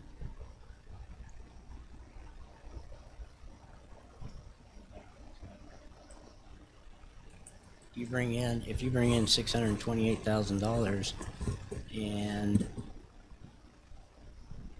you don't have that within this, oh, that's for the chip seal. I just don't know if that's a project that is a BNC worthy funding source. That's my only question. I guess we should have brought that up in the budget Yeah, time. yeah, we should have. It's in the budget, so, you know, according to that, you can go ahead and do it. We've already approved it anyway, but I'm just wondering, let's make sure that we're using these BNC funds for their proper purpose. That's all I'm asking. And that is anything to do with transportation that is on our kinds of roads. Yeah, B and C funds is for this purpose, for roads, for walks, for anything to do with roads. We can even, B and C funds can even be used for road equipment.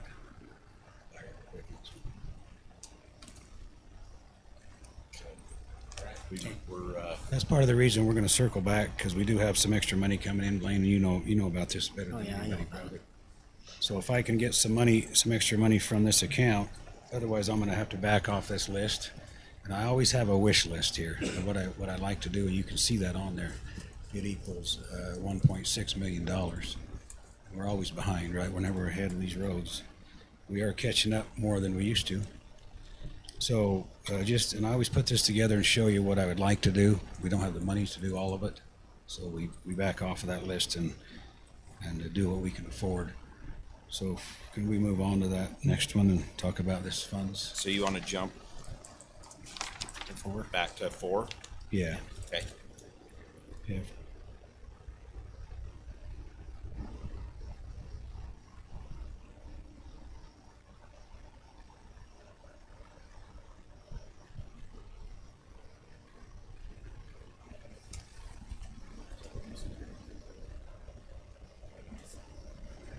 You can use it for roads or trails or anything like that.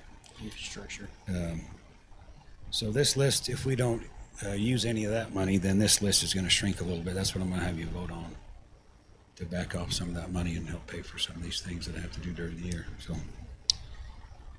maybe Kate, is my calculation right on that? Did you look that up?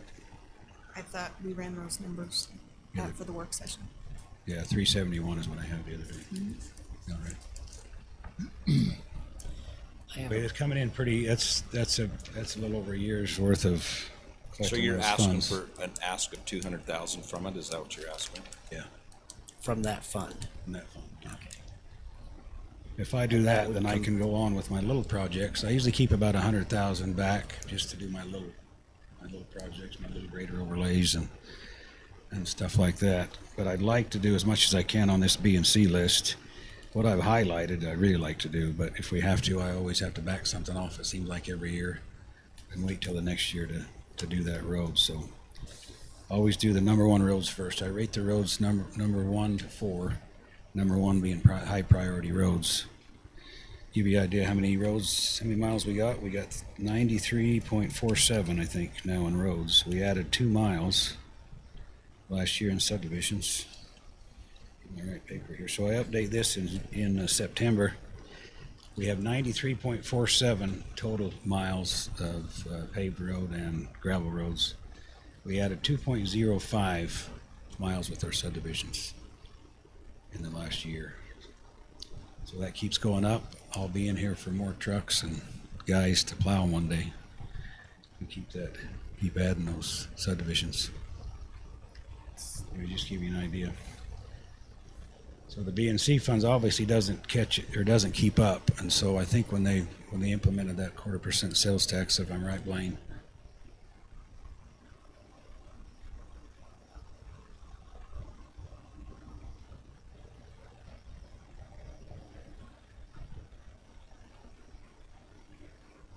So we got a couple of years ago. last year I spent that, Yeah, that money, but there's supposed to be an ongoing money that's supposed to be coming in every year from that. Well, they're Have we supposed to seen that at all, Mike or Kate? So I thought that was just being added to BNC. Yeah, that's my understanding. That was my understanding. they It was was gonna add like some an to it. extra 50,000 a year. It was more actually or about less. $120,000 a year for that, because see, we got a portion of it, which was what, $400,000? Yeah, And three- of that, so we're 340. supposed to That get was about one-time money. $200,000 every year from then on. 181,000, I think, is what it was. I can look up the numbers at home. Yeah, I didn't think it was that high. And I don't, But I don't, maybe. if you look at the amount like you just looked up, Commissioner, I don't see it this year here yet, so. Yeah, that's what I'm wondering, is maybe we need to check on that also, Mm-hmm. besides, I mean, I don't mind using that other money, that's what its purpose was. Yeah. But what I'm wondering is make sure that we're getting that money. And that's my question, is just let's make sure we get that money from the state legislature. And I think we got it last year in about July, wasn't it? Something like that. Yeah, so I kept we'll just waiting have for it to to- showed up, yeah. Yeah, we'll just have to be watching for We that. had also. it. It's after You their could do fiscal 8 year and 9 as Yeah, well. that's what I was thinking, then you could do them all. And I Well, think, not all. and Well, we can but- do more, yeah. I think the reason is they're on fiscal year and we're on calendar year. Right. They're July 1st, aren't they? Right. I have a question though on one of these, and it's Yeah. more directed, well, it's directed both to you, to Lost and Mike, is on the Lost Creek Road, Uh-huh. and that's not on this.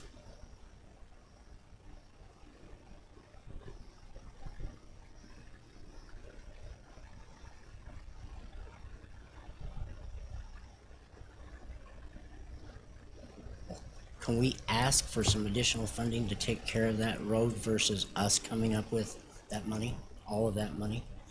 Because we used to get a certain amount, but can it help us in all I'm asking? I think so. I don't know how far away from the state park, if there's a limitation in the Yeah. distance. Yeah, before That we would s- affect number 7 on this list, just Right. FYI. Yeah, this is closer to Croydon. It says Lost Creek, but if you look at 700 East, it's closer. Yeah, it's- in front of Croydon. Yeah. I think when I first came here, I paved that, all the way to the dam.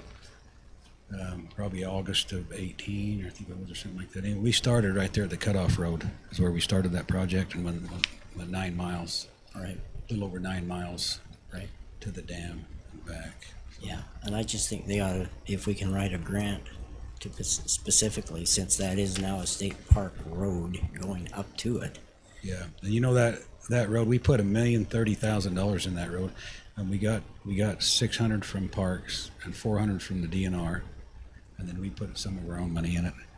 But if we put $1 million in that road, if we don't chip it here pretty soon, we're wasting our money. I already have it on my list. Not to just apply. paving what you're talking about, Commissioner, but that road really needs to be chipped. But that's a $500,000 chip job to chip that. So it'd be a shame to put all that money in it and then go.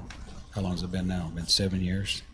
And it should be chipped every 5 to 7 years to save those roads. So. So that's a good idea. If So Kate if has that's that on her list to apply for. We can't apply until July, till the new Okay, but you have it state on your fiscal list. year. Yep.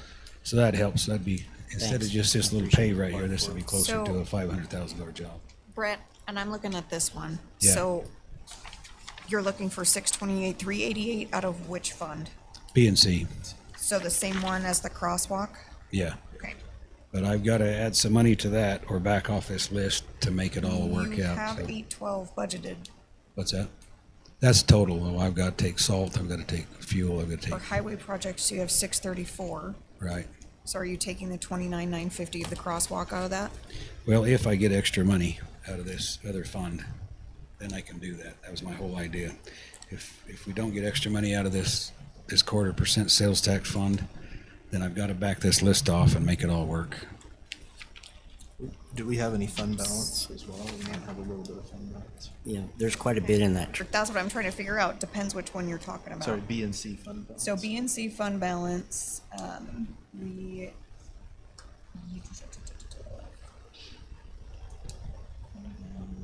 yeah, we have a million. In the fund balance? Revenue fund allotment, 855. Yeah, we give money back. Last year I didn't spend part of it. They told me that rolls over, but I never see it. Does that make It sense? does roll over, yeah. So I give money back last year, didn't spend Leslie, it all. am I looking at that right? And then they do have I think 200,000 of that is a kind of an emergency fund if I have a real big road blowout or something. Or is that just the budget? We've never tapped into that, but Okay, so we don't have a fund balance? Yeah. Takes forever.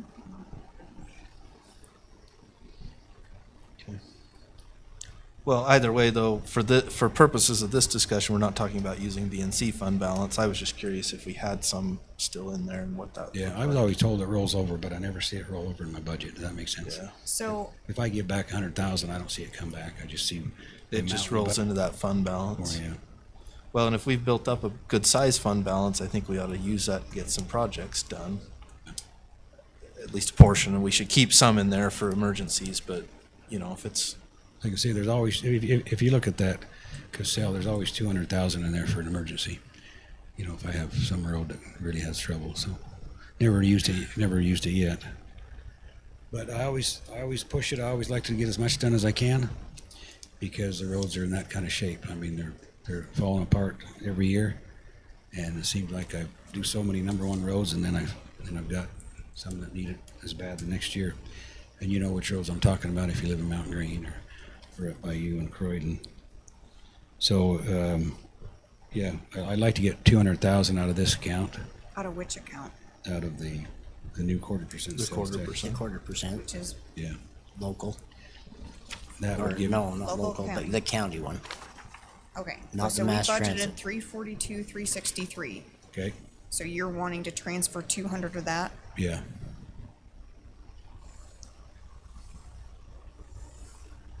And that money doesn't show up on our until after the first of the year. So a lot That's of that, right, you know it what I mean? won't. It was in January we had a deposit on that. So And that allows everything in the highlighted area to be complete, right? yes, gives me a cushion to do this crosswalk and my little projects.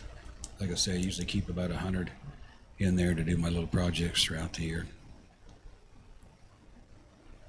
And then we may want to look into using some of those other funds, the, not 16, the 17, 18.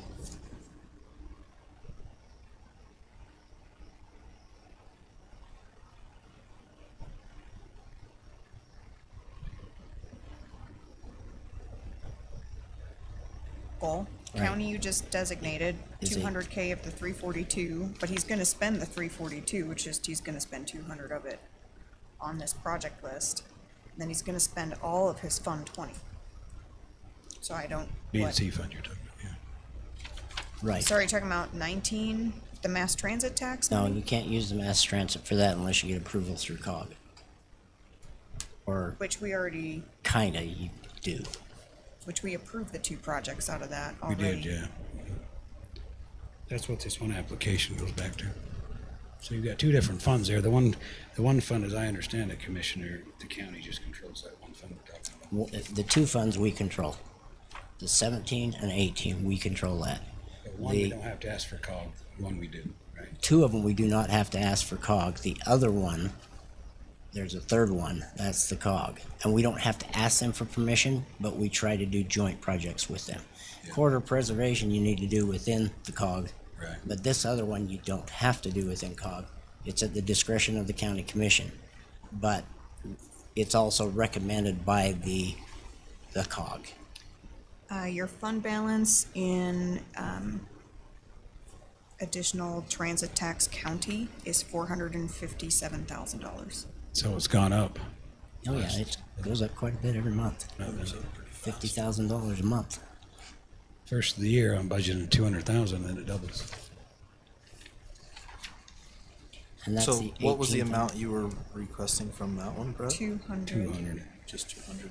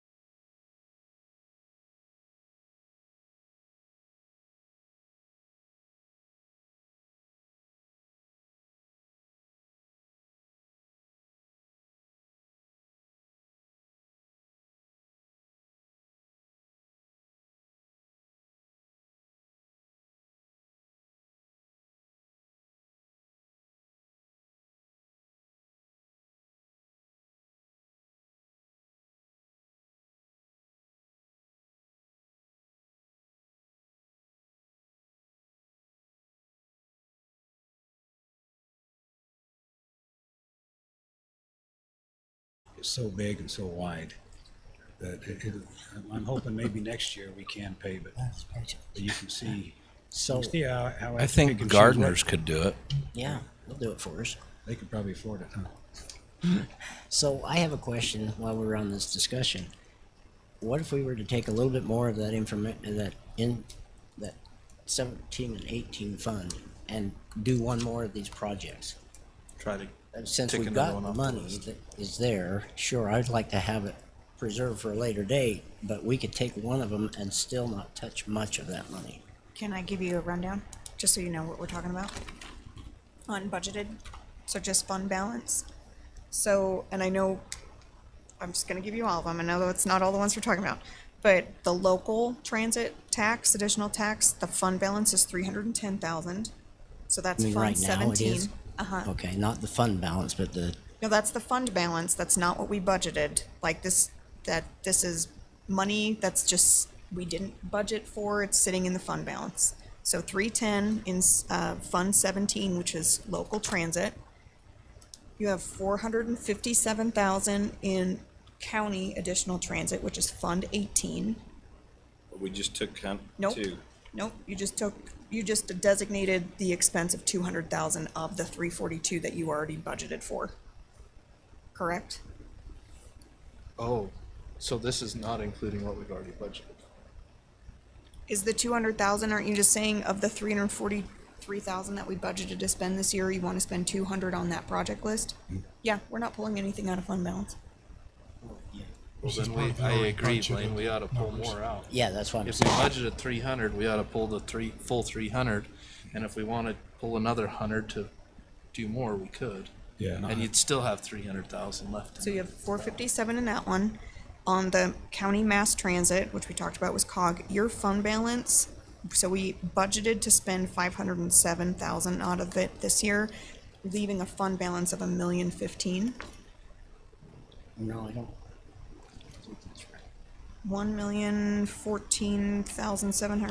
$1,014,763.78. How much did you have at the end of last year? In balance, in that one mass transit? There you go.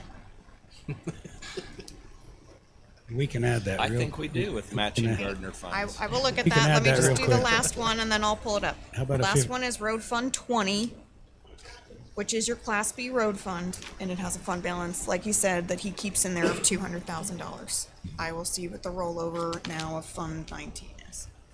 Okay. Because as of, I mean, the only thing we're taking out of that, So I'm 19 confused. fund. If we budgeted 300, why are we asking You're to? approving the projects. I understand that. We can just but approve the projects I'm up just to that saying, expenditure amount. Why aren't we using the money we budgeted? I think that's what we're agreeing to That's do. why I'm, as much money's coming in, it looks like to me that we could probably really afford to do the, say the whole road of Silverleaf of 700,000. As much money's coming in, I wouldn't be surprised if I'm standing here this time next year, you're like, oh yeah, we can afford it, right? So, Can we money's s- coming in, I think, a So little last better than we year- thought, but. Commissioner Fackrell, out of the county mass transit tax, you only spent $27,500. I thought we also put that 151 for the city for the Young Street Bridge out of Bridge that one. payment.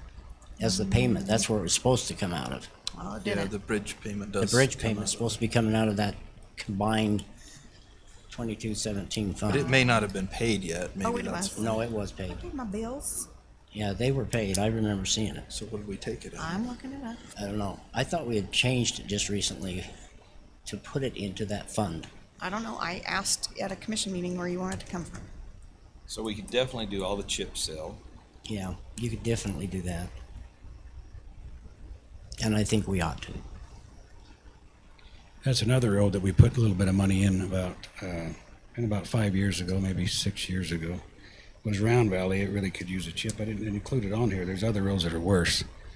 But if you're talking about chip seals, just to see what roads are on the bubble that we could add. Commissioner, last year on December 2nd, we made a payment of $151,792.30 to Morgan City Corporation for the road, the Young Street Bridge out of Fund 18. Yeah, okay, that's correct. which means no, it's not correct. It needs to come out of,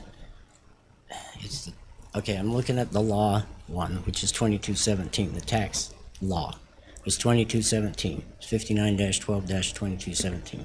Okay, that's the one that it was supposed to have come out of, which was the one where it's a Is joint. mass transit? Yes, out of the mass transit. Because that's So- the one that is combined between city and county projects. I will do a journal entry. Okay, and then the other two funds, and I understood they were 17 and 18. One of them is local and one of them is county. Correct. Local is 17 in our fund. Okay. County and- is 18. Right. Mass transit is 19. Class B is 20. And yeah, okay, that's correct. That's what I have here. 17, 18, and 19. And I have in there, So that still leaves you $1 million. I mean, just short 151, but between then it them all. boosts the other fund balance by 151. I don't think so. Okay. I've only got $910,000. 911 I in that 19. I can run some reports for you, and we can We bring can it back combine 'em? on I the mean- 15th. Okay. But I'm like, I would be glad to go over it because Yeah, these are the numbers Let's, I have. let's add 8 and 9 and then Only- get it approved. okay. So he can get his calendar going, Yeah. and then we can revisit. So do you want to bring back on the 15th any extra projects we didn't approve for, and then I will have all the reports of fund balances and what's left and what's not allocated. Yeah. Yeah. That would be fine with me. 75, and I'm So I guess 1 through 5 on the teach overlay and And then 1 through 1 8. through 9 on the chip seal. Mike. The manhole boxes are all included in that. I mean, Yeah. they're not included, but I have to pay for them.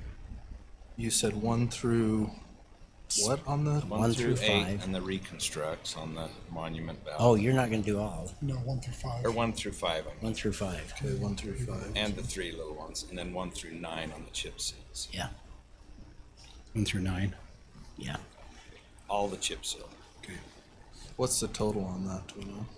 It'd be the 628 plus the 82 and 57. Is that right, Brett? 433 plus whatever that is above, which is 200,000. Unless you want to do it all for 1.6 million. Well, sold. Just kidding. yeah, I don't think. Well, I think we can. 1.6, I but- think we can figure it out for the next time, and let's discuss those 6, 7, and 8 for the next time. But I'd be glad to make that motion. Ben, we just have to, this first time we've spent it, so it's a little bit of a different well- deal, right? It's first time with this stuff, yeah. We have spent some COG money, but we haven't spent this 0.25% that's just designed just for. Right. Just for transportation. So Right. So tell me again how much you were going to take from BNC for this project, Brett, for all of this. 628, I think. 628 is what you're planning from BNC.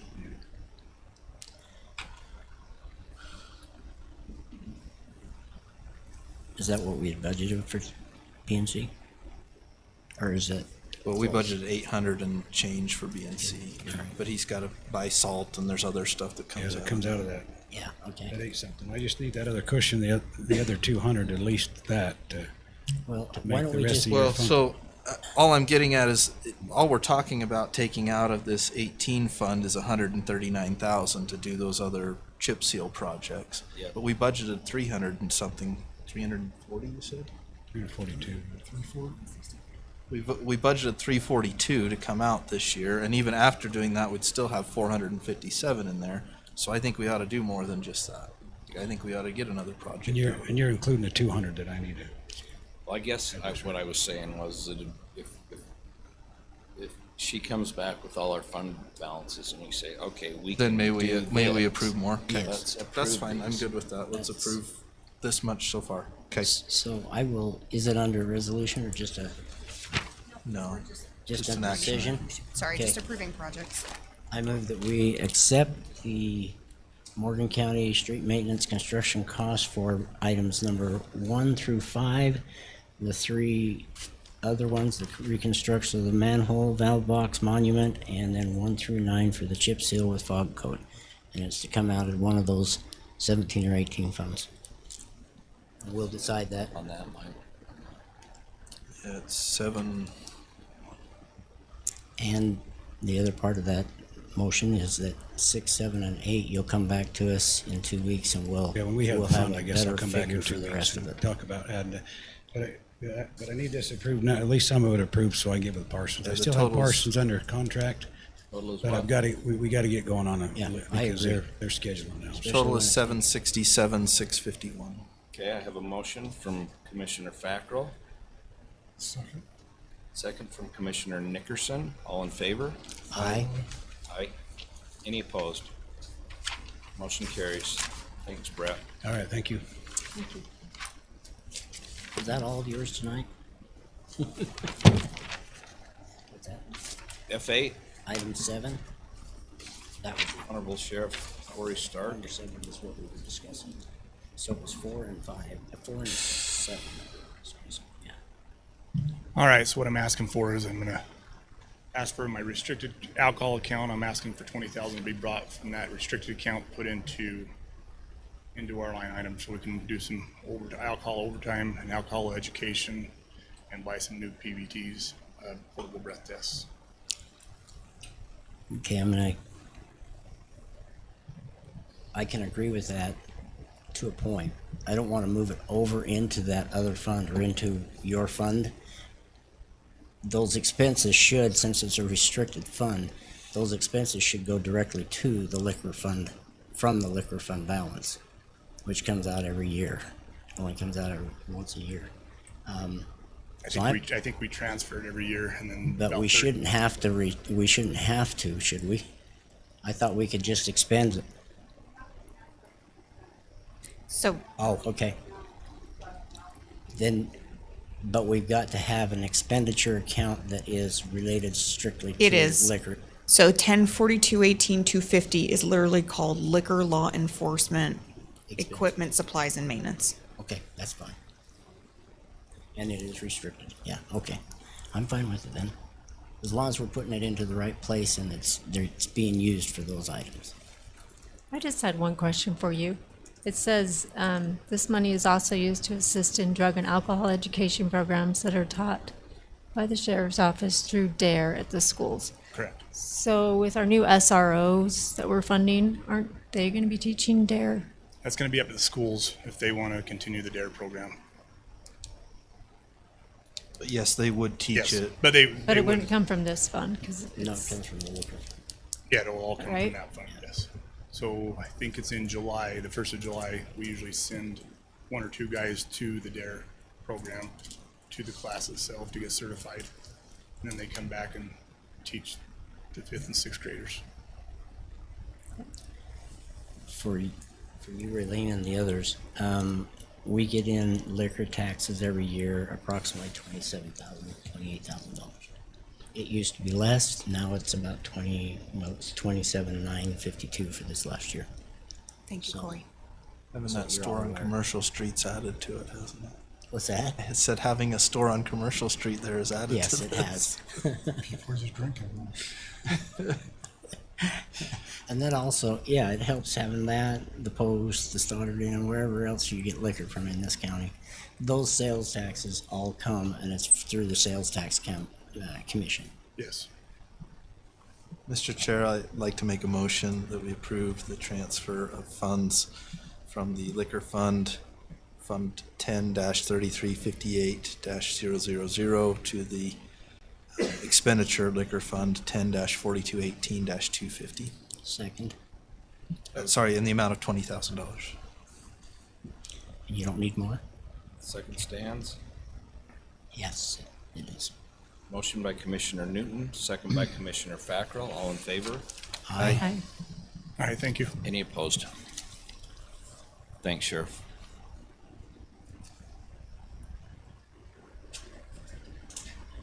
Josh? Jeremy? Delegation, right there. Thank you and good evening, Mr. Chair and Commissioners. Action item F10 on tonight's agenda is for application 25. No, let's see. We're talking about action item F9. I apologize. Action item F9 is application number 24.060, which is the Gardner Development Rezone. located approximately at 4815 West Old Highway Road. Has a current split zoning designation of multiple zones, those being highway commercial, multiple residential 15, agriculture, and rural residential 1 acre minimum. The acreage affected by tonight's decision will be approximately 4.43 acres and is identified by the parcel numbers and serial numbers in your meeting packet tonight. This has been discussed in the Planning Commission. Just as a quick recap, on December 19, a public hearing was held and a recommendation from that body came to this commission for denial. The County Commission has heard this in 2 of the regularly scheduled meetings on January 7 and February 18 of this year. Work sessions were also held on February 4 and February 18, and the quickest possible description of those discussions was to bring multiple actors to the table to talk about a overall master plan for the area. This left off on the February 18 meeting not having made a vote to rezone per the applicant's request of all of those zones that I mentioned, split zones, to RM15 completely, and to reflect that change on the future land use map from a split designation to town center completely. That's the request before you tonight. I appreciate the recap, and I'm happy to answer any questions. I and Josh representing staff. The applicant is in the audience tonight, Mr. Chair. Thank you. I will add that at the Planning Commission meeting, staff was recommending approval for this item. I mean, we all have this memorized by now.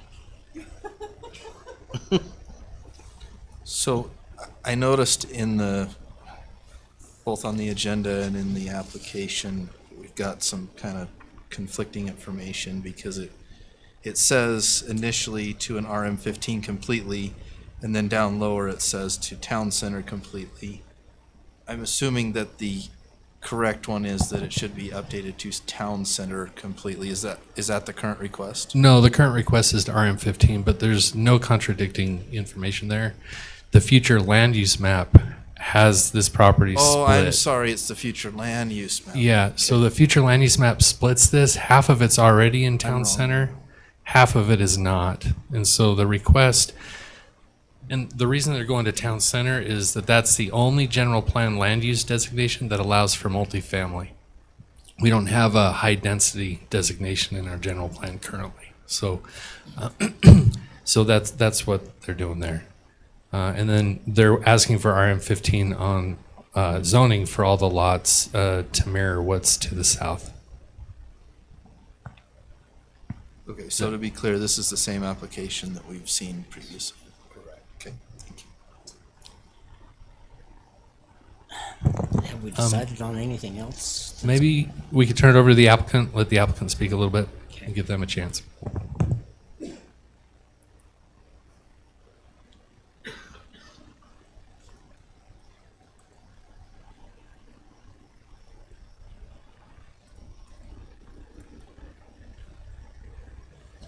Commissioners, I'm Roland Gardner. I basically feel that this small 4.53 acres, what is it? 4.3, sorry, acres, is compatible in the RM15 because it's next to an RM15, half of it's there, and sitting next to the RR1. We feel that it makes sense to stay with the RM15. It's would support what we're doing on the commercial. We've had good meetings on the commercial in our master plan, and we've been invited to a work session in 2 weeks to make sure that all that master planning comes together. This is kind of an orphan site, or a site that we picked up mainly because of the sewer is in septic tanks, and our wells are right next door. And so to protect those wells, we needed to buy the remainder of that ground. And in fact, today we just received the state's approval to go ahead and ramp up those the wells back to their full capacity now that we have purchased it and eliminated those septics in that area. So Where are the wells at? the wells are just right next. Right here. Right here. There, you can't see it, but right about here.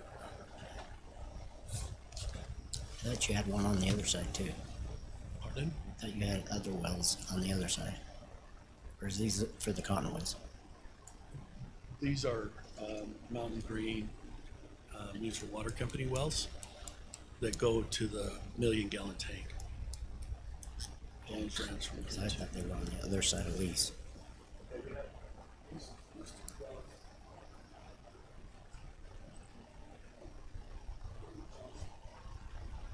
Okay.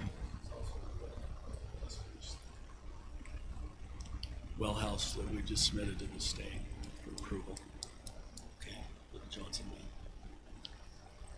Mill. So the planning commission voted to approve this? They voted to approve it, but I think it was in a town center. For this item, the planning commission recommended denial. Right. For the other, they recommended approval for town center. There was discussion at the county commission meeting to combine both sites into town center completely.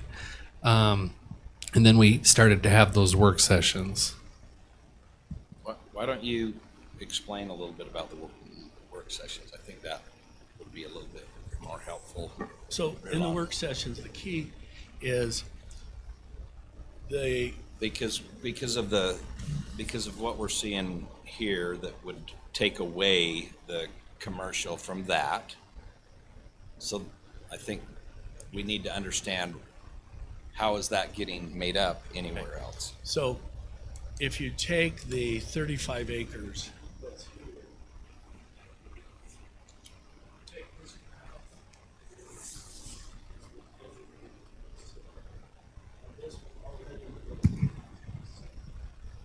here, thank you, then you have certain percentage of commercial here. I didn't mean to touch it. And you have commercial here. And so then with the commercial designation down here and here, we were adding it up to almost 83 acres of commercial. So we were suggesting that let's make sure when we do town center, which I don't know who came up with that term in the day of planning staff, but it's not really town center. So we've renamed our world. We're calling this the town square. And this town center, we were saying, okay, let's give up the commercial in these two areas and just focus on this. So in our master plan, we were focusing on the commercial here in the town square, and then asking that the town center commercial, we have several options to come back and waive that commercial in that area and that area. So when we were putting together the RM15 and this little section, all we were trying to say is there's no reason to designate it a town center because, again, we're contributing that commercial, we're just adding more commercial to an already base that's 83 acres. Does that answer what you're suggesting? Yeah. So it makes sense to me that it's there and we're going to work outwards from my understanding Town of the square. plans. That from the town square, we're working out from a little higher density out to residential. That is correct. Okay. I guess the only part that I'm losing a little bit of sleep over is that I would really love to see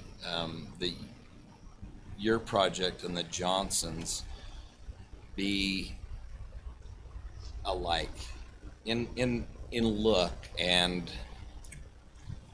so it's planned to look nice together, not Johnson's got yellow and you've got blue or whatever. I just would like it all to look nice as we work. Agreed. And out so there. we're working together with them on trails working together with them on amenities and parks and different things for that. And we think that by working together for some of those roadways, storm drains and other things, that there will be some compatibility between us. But at the same time, they have in their minds what they're trying to achieve.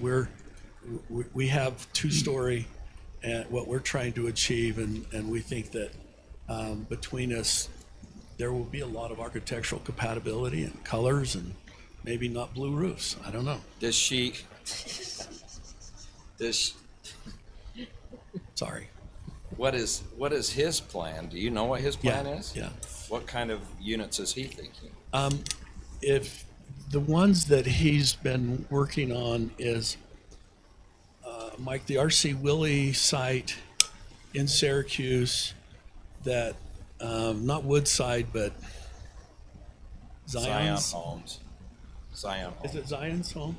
E-S-I-O-N, Scion. Oh, okay, sorry. And so he changed his drawings just recently to reflect a more updated architectural and coverings and so forth. I can get you copies of those. I don't have them with me tonight, but they're very concerned with both compatibility to us in both color, architecture, and the amenities and the trails and everything else. So they're not using their 15 fully, but you are not using your 15 fully, as I'm understanding. Oh, is that correct. No, not even close. Yeah.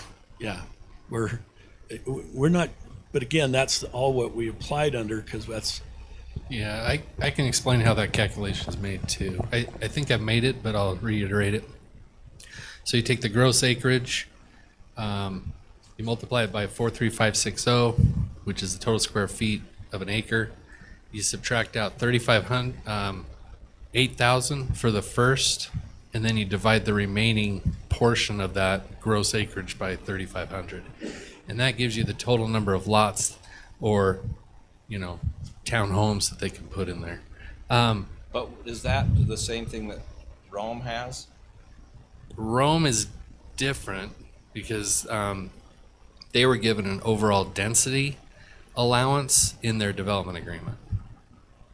Okay, so they really packed it. And they don't match any of the county codes. I mean, we went over to look at it the other day, and Yeah, their roads,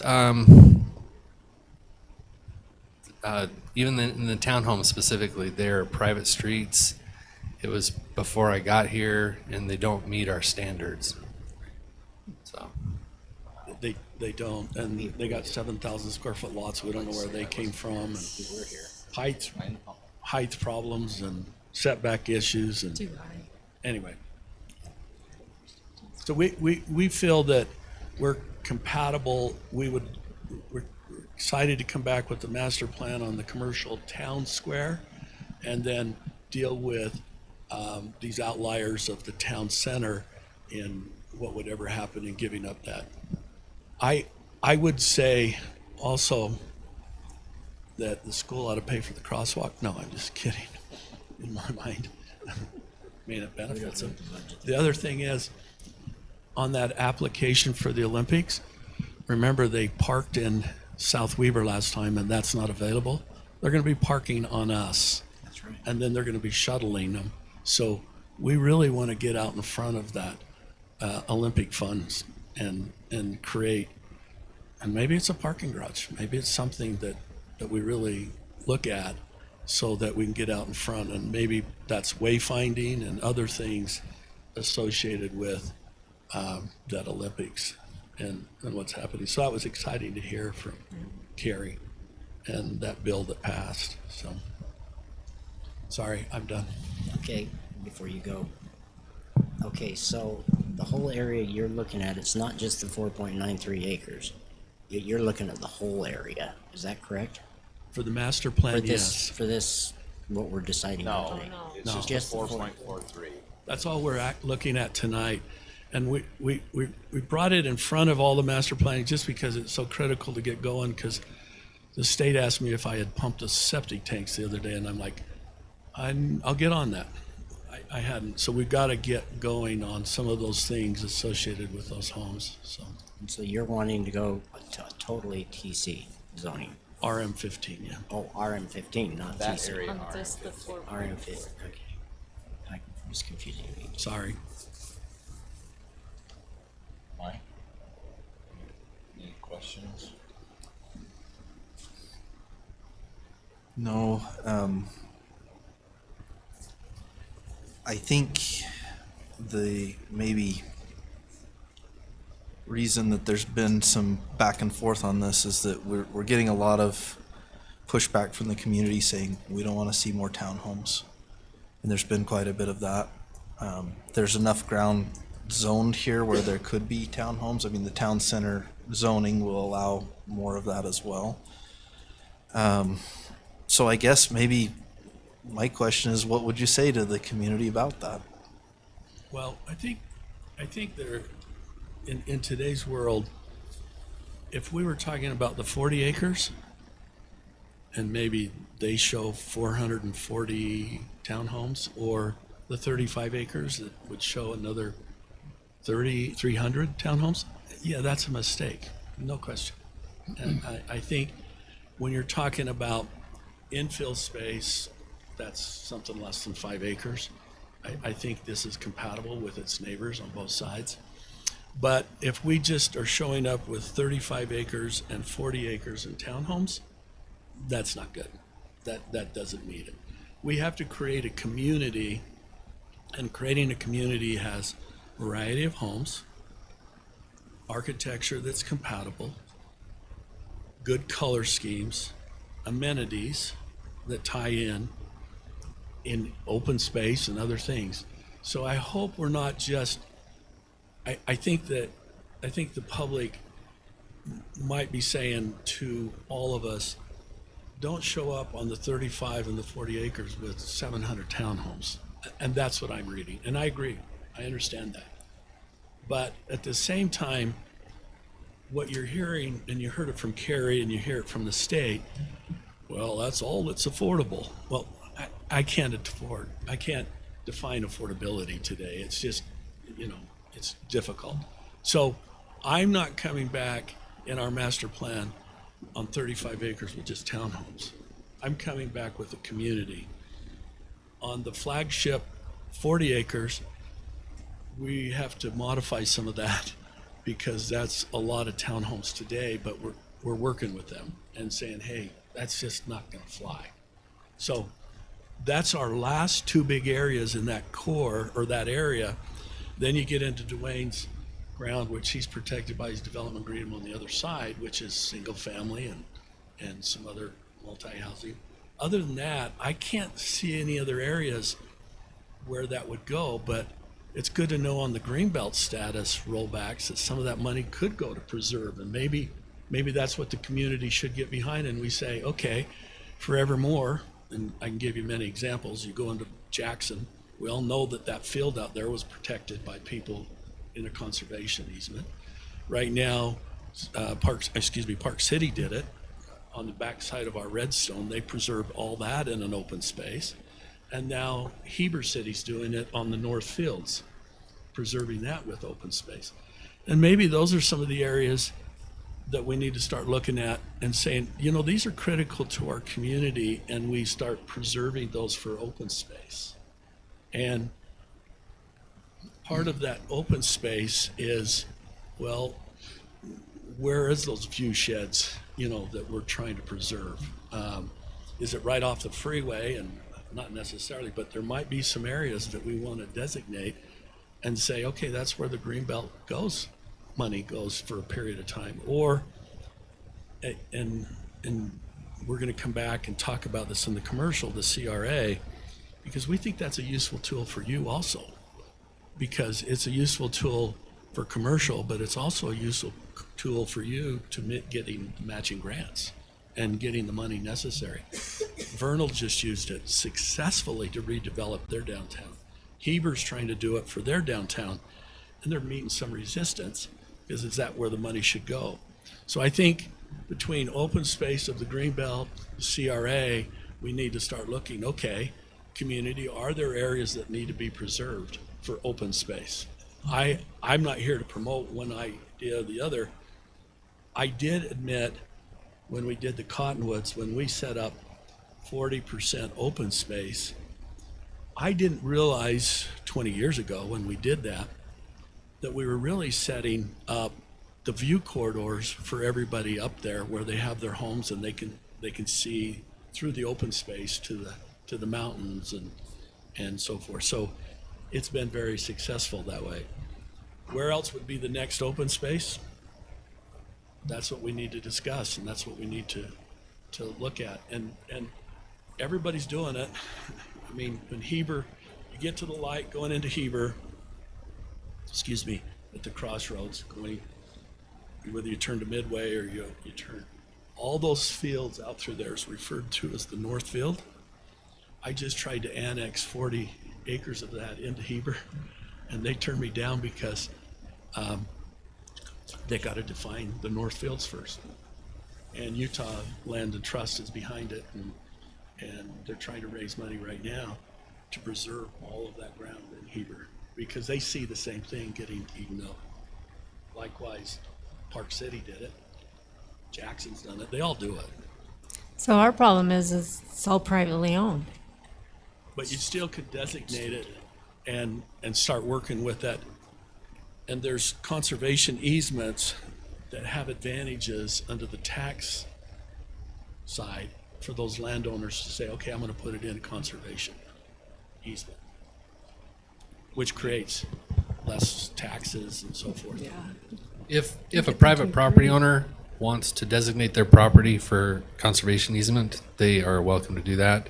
But if a government entity were to designate private property as open space or park, then you've just reduced the value of that land to next to zero, which is a regulatory taking. Yeah, but maybe that's what I better not say any names, but I mean, we can think of several names in Mountain Green who has a lot of ground that they'd say, yeah, I'd love it to keep it open.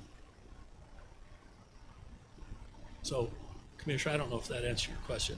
I don't visualize, I mean, 30 and 40 acres of townhomes is wrong. I absolutely agree with you. 4 acres that ties into what we're doing with the others starts to create kind of this energy that is needed for commercial, but at the same time, we have bought more ground, and we see that progressively getting less, like twin homes versus townhomes and to single-family homes. So Josh, does that come out to about 40 units? Is that what I'm trying to, in my head, do? They submitted kind of a conceptual drawing, which I think had approximately 48 units. It shows, I think it was right at 50 or 51, if I counted those correctly. It was pretty close to that, yeah. So I mean, my thing is, and Ruan, I understand, I mean, a 40-acre piece of ground, all of a sudden townhomes, but we tie a 4-acre piece to a 6-acre piece to a 12-acre piece. Now you got 40 acres of townhomes. I have yet to have anybody tell me that, well, if it's a 4-acre piece, I'm okay with townhomes. They're sick and tired of townhomes, whether it's on 2 acres, 5 acres, or 50. And that's the comments that I'm getting, is that they're not breaking up into big or little. I mean, and this is everywhere. You go into Salt Lake County, and they're tearing down single-family homes and putting 8 houses, 8 units, I shouldn't say homes, 8 units on this tiny little lot. And, you know, when we look at that transition, I commend you and the others for getting together and trying to build this core. But when we go from Lee's Market, and then you've got, you know, we got the Johnsons down here, and then your piece, and then we go from, you know, you know, we got these townhomes, whether it's, you know, 3 or 5 or 4 units, and then you jump to RR1. You've got that home right next door that, you know, eventually, is that going to sell? And then we tear it down and put more townhomes. And that's kind of my comment is eventually the 4-acre piece becomes a 40-acre piece because we just keep eroding and then building more. And that's what's happening in Salt Lake up on the east side. They're tearing down single-family homes. And you've seen it, you know what I'm talking about. Yeah. And I think that's what people are concerned about, is it just continues and continues and continues. And there needs to be regulations against that, and they're starting to catch Sure, up. and I personally, I do not like the RM15 zone. That's just me personally. It's really jamming a lot of people into a lot of space, or into a little space. We're not there at 15. Josh, Well, didn't we come no, in I, at and I 9 understand that, point or something? but There's 48. I is just there counted 48? them. 9 Sorry. point, I lost 48 trails of fingers. divided I'm into sorry, 48. your number, wasn't it 9 point something I per think it's acre? about 50-ish. What would that be, Commissioner Wilson? 48? 48 divided by 4.43 So you're 12. calculation. 12. Well, but you minus the building 10.8. Okay, so you're 10, you're not the 15, which I'm, No. and I understand you have that entitlement if we do that, you know, but I said, I'm just going off of what And I I'm agree with seeing, you. what I'm hearing, you know, I agree. I'm not, and I mean, at least it's not, I'm going right up to the maximum number, and I can appreciate that, but I just, you know, and this goes back to several weeks ago when I says, when does it stop? When does the town center, which is, I agree, is a terrible designation, okay? But when do we just stop town center, because that's where we have a development agreement, we have a little bit of say in what happens. and that's why I think I really appreciate the commissioners listening to a master plan overall, you know, and that makes the most sense. We all gravitate to that. All we're trying to do is get out in front of this. We've been working really with regular meetings on the town square and got some exciting things that are happening. It makes sense. And again, I do appreciate all the developers getting together, I think that's, Makes sense. I mean, I think it makes sense, but I think it's difficult because you got all these different visions trying to come with one vision. Yeah. And so I will commend you on that, so. So I guess my question would be, if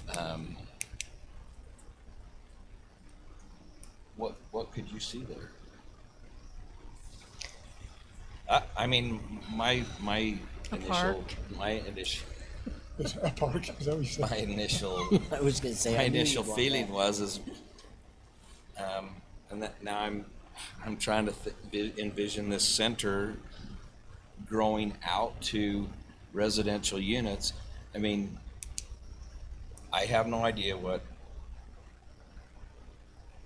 Rudlon paid for that, but I doubt it would pencil out at 4 1-acre lots, you know. Well, no, but, and that's the thing is, I mean, and development is a risk. You know, we all make risky investments. I mean, I've done it and, you know, you hope and, you know, I mean, you've been at this a long time. You know where you need to be. When you go to buy a piece of ground, you know where you need to be.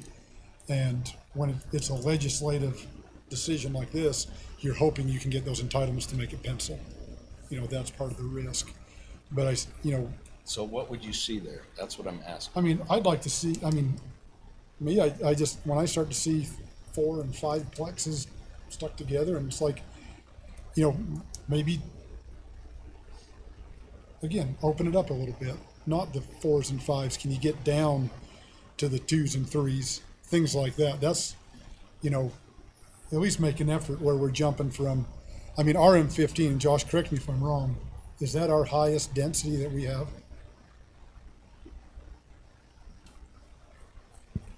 RM15 is the multifamily highest density Our highest that we density. allow. So when we see that, I mean, I'm just looking at it's like, where does that transition happen? And right here, we're going from our highest density to RR1. And I'm not saying that it should be RR1, Yeah. or you wouldn't have bought it. There'd be no reason to buy it. But somewhere in that, you know, can you pull it off with 5th acre or even a little bit smaller, but not the townhomes?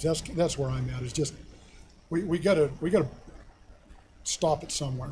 And I'm just afraid it's just going to continue. It's just going to up the mountain, up Trappers Loop, and just, well, it's my neighbor did it, and so, or they did it over there, and it's like, and that's all I'm trying to say is we're going from highest density we have in the county right up to RR1. Is that there's really no transition, and that's what I think the people are looking at. Can we have that transition, you know? And that's where it's like, what is coming with this group that we're working with, or you guys are working together out through, I'm going to say it wrong, is it Flagship Homes? So Flagship, like, what is the vision as we start to transition outwards? What is that? And maybe this will fit with that transition, or maybe, and that's where it's like, I'd really like to see what is the group coming with, so we can really see what is this town center, the core and what is it, what are you really trying to do so we can make a good educated decision on this to say, yeah, it's gonna work or it's not, or that's kind of where I'm coming from. So, How big are your lots for the patio homes in the Cottonwoods?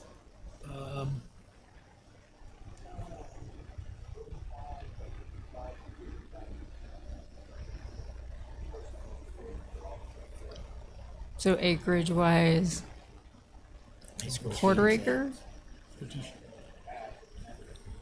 They like 8,000, 45. you said 55 by 55? That's like, so a quarter acres, you're what, 12,000 square feet?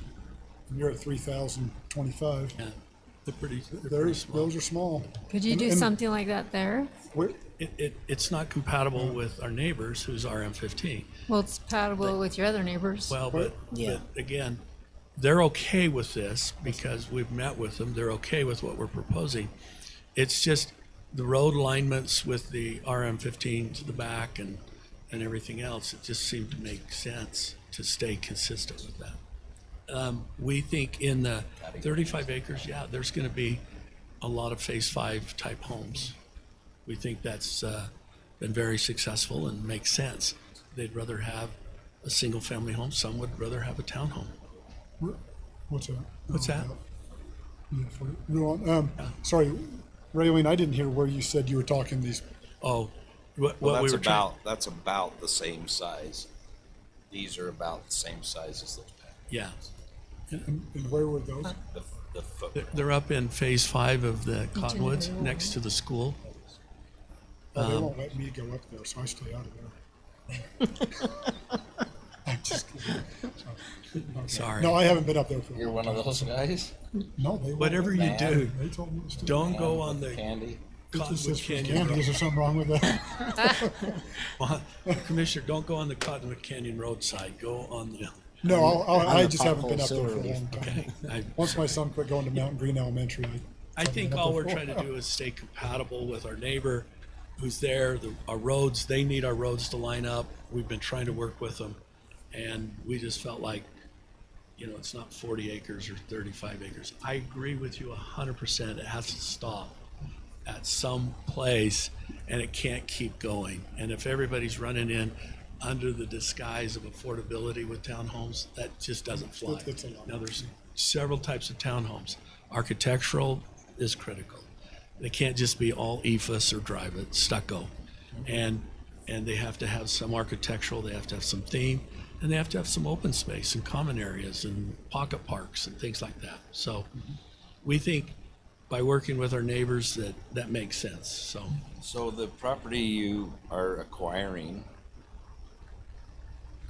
Further to the east. yes. So What are you picturing that going to be? a single family and duplexes. And we're downsizing that as we go, working our way back towards. Sorry. So that's the Rollins property. oh, over there, okay. I was gonna say, you're over in the McMillans. Yeah. Yeah. There's a big problem there. Major problem there.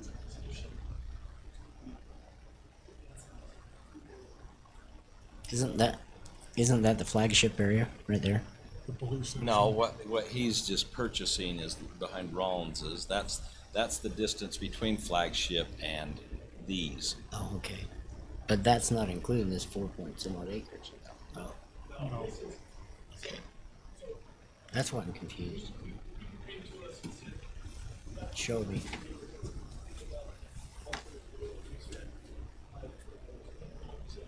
Single families is what we're looking at. Right there. So that we can evict the guy out of his RV trailer. Gosh, I didn't get a smile out of Kate or out of Garrett. Her hands just didn't work.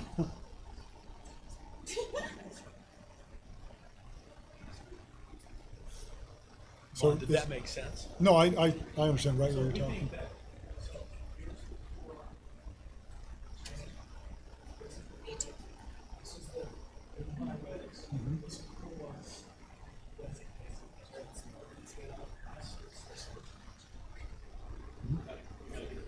Well, and that's where, kind of my comments before, it's like, if you're acquiring that, well, why don't we, let's just look at the whole thing. I mean, if we're Well- gonna be here and, Because our timing is, just to be totally honest with you, is our timing is that we need to keep moving on this 4 acres because there's 2 homes.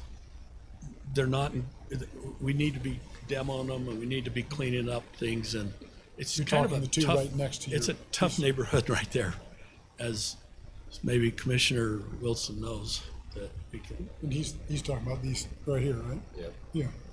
And we familiar with just those. don't want to turn it into, we're working with the fire department. They can do some of their drills in there. We prefer not to have them smoked or burnt, but just rescue type situations. So have you acquired those 2 homes? We did. Okay. So we'd like to, they were septic tanks. And so we Right. had to eliminate them. Those ones you were talking about for the well pump. So if you've acquired those 2 homes and now you're gonna add that into this, what is the urgency to do this 4 acres when you're acquiring all these other pieces of ground around it? Oh, sorry, I was thinking the 2 right up on Old They're Highway. staying. Those 3 are staying. These 3 are saying you're It's right talking. here and here. Let me go back. Here. Let me go to I tried to buy that one years ago. These 2. Yeah, okay. My fault. I thought you meant the 2 right up I on Old Highway. apologize. Okay. I could see when. I say these ones, he bought. Oh, you own that one. over there. This Okay. project, you know that. You in cahoots with this, man? Oh, man. This is the one. We've been trying to buy that home, but it's, Discussing. I hear he's a rough landlord. I hear he's tough. It's, Anyway. no, that's too long a story. thank you.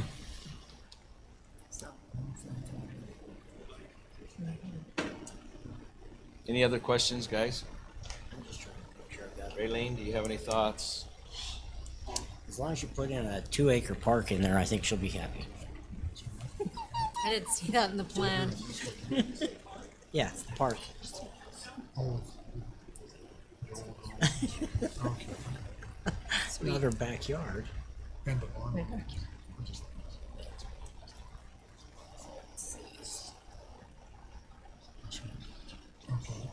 This, yep. This is 4.3. This is Johnson's. It's already designated. So where are we going here? I just need, any other questions? I do have Then another need question for Rulon. So these townhomes, just give me an idea. How many square footage are these townhomes going to be?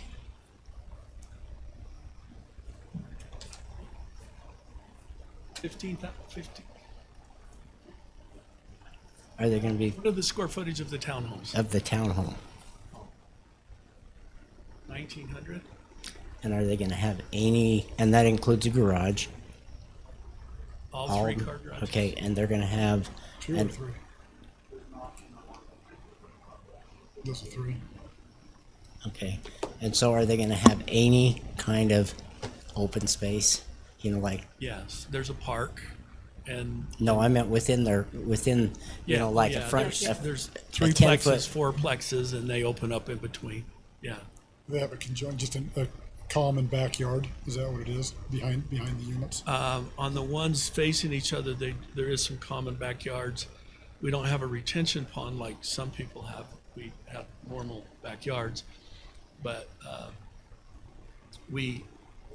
so they're not just a row housing of 10 altogether, 20 altogether. There's 3 plexes, 4 plexes.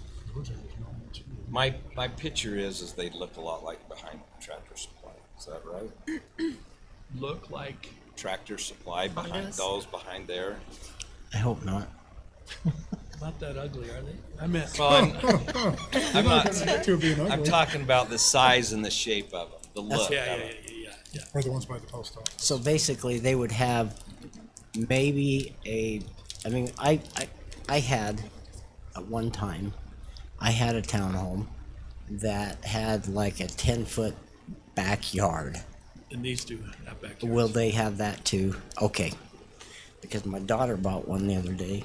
It doesn't. Yeah, it's just So, Did that answer your question? Yes, thank you. Thank you.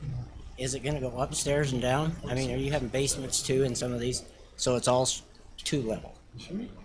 Okay. Okay.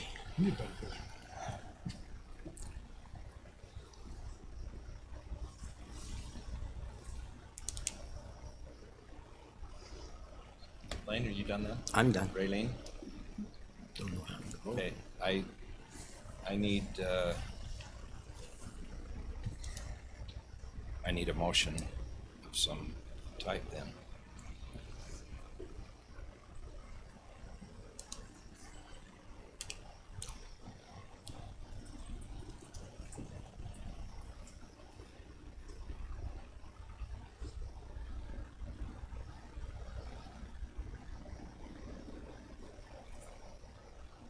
Okay, Mr. Chair, I'll make a motion.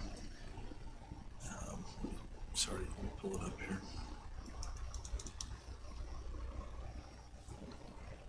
All right, I'll make a motion to approve the rezone request of the parcel numbers listed in application number 24.060, amending those to RM15 and including updating the future land use map from the rural residential to the TC zoning designation.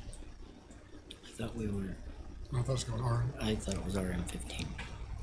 This is, Yes, it And is. The this is the zoning difference. is RM15 and the future land use map is TC because there's not a future land use map designation for RM15.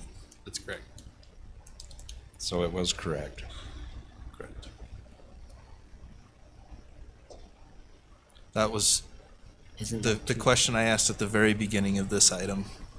It's confusing. And it is. It is confusing. We probably ought to have a future land use designation that's equal to the zoning, but we don't. Yeah, when the general plan, when we start working on that, it's really important not to have a 1-for-1. And so you have categories, and then within those categories, it should fit a couple of the zoning classifications. It shouldn't be a 1-for-1 because that's what creates the confusion. Yeah, so it really probably ought to be like we have a classification of rural residential, high density residential, or urban residential. Yeah. One that's commercial and one that's, I don't know, something else. Yeah, like very low density, medium density, high density, medium high density, and then you would have an acreage range for each of those, and it would fall in line with different zoning classifications. Because it really should be painting broad strokes, not fine Right. lines. It's called a general plan for a reason. So in other words, it would be the town center, it becomes a designation as the town center, but their zoning is RM115. Yeah, the future land use map will show TC because that's the closest zoning. Now, when we redo the general plan, we could probably change that and update to indicate maybe a better term for that. Okay. Yep, it can be done. And should be done, I think. Yep. Okay, I have a motion from Commissioner Newton. I'm looking for a second. Second. A second by Commissioner Fackrell. All in favor? Aye. Aye. Any opposed? aye. Okay, Nay. Sorry. they both work. Does it work? You gotta be like the horse, nay. I think so. Okay, motion carries. I would ask, and I know I can't require this, but I would ask that,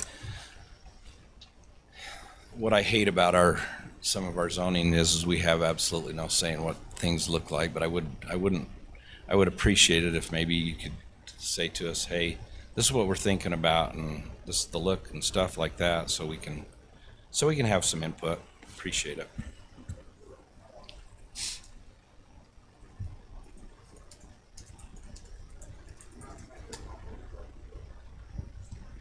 Okay.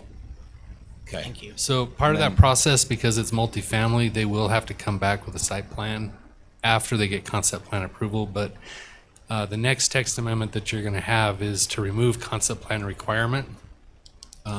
I was able to get that text amendment done.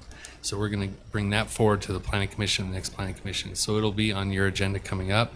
And so at the same time they submit for preliminary plat, they will also submit for site plan approval, which will include lighting, landscaping, parking requirements. They'll have to submit building materials, architecture, and elevations of the buildings.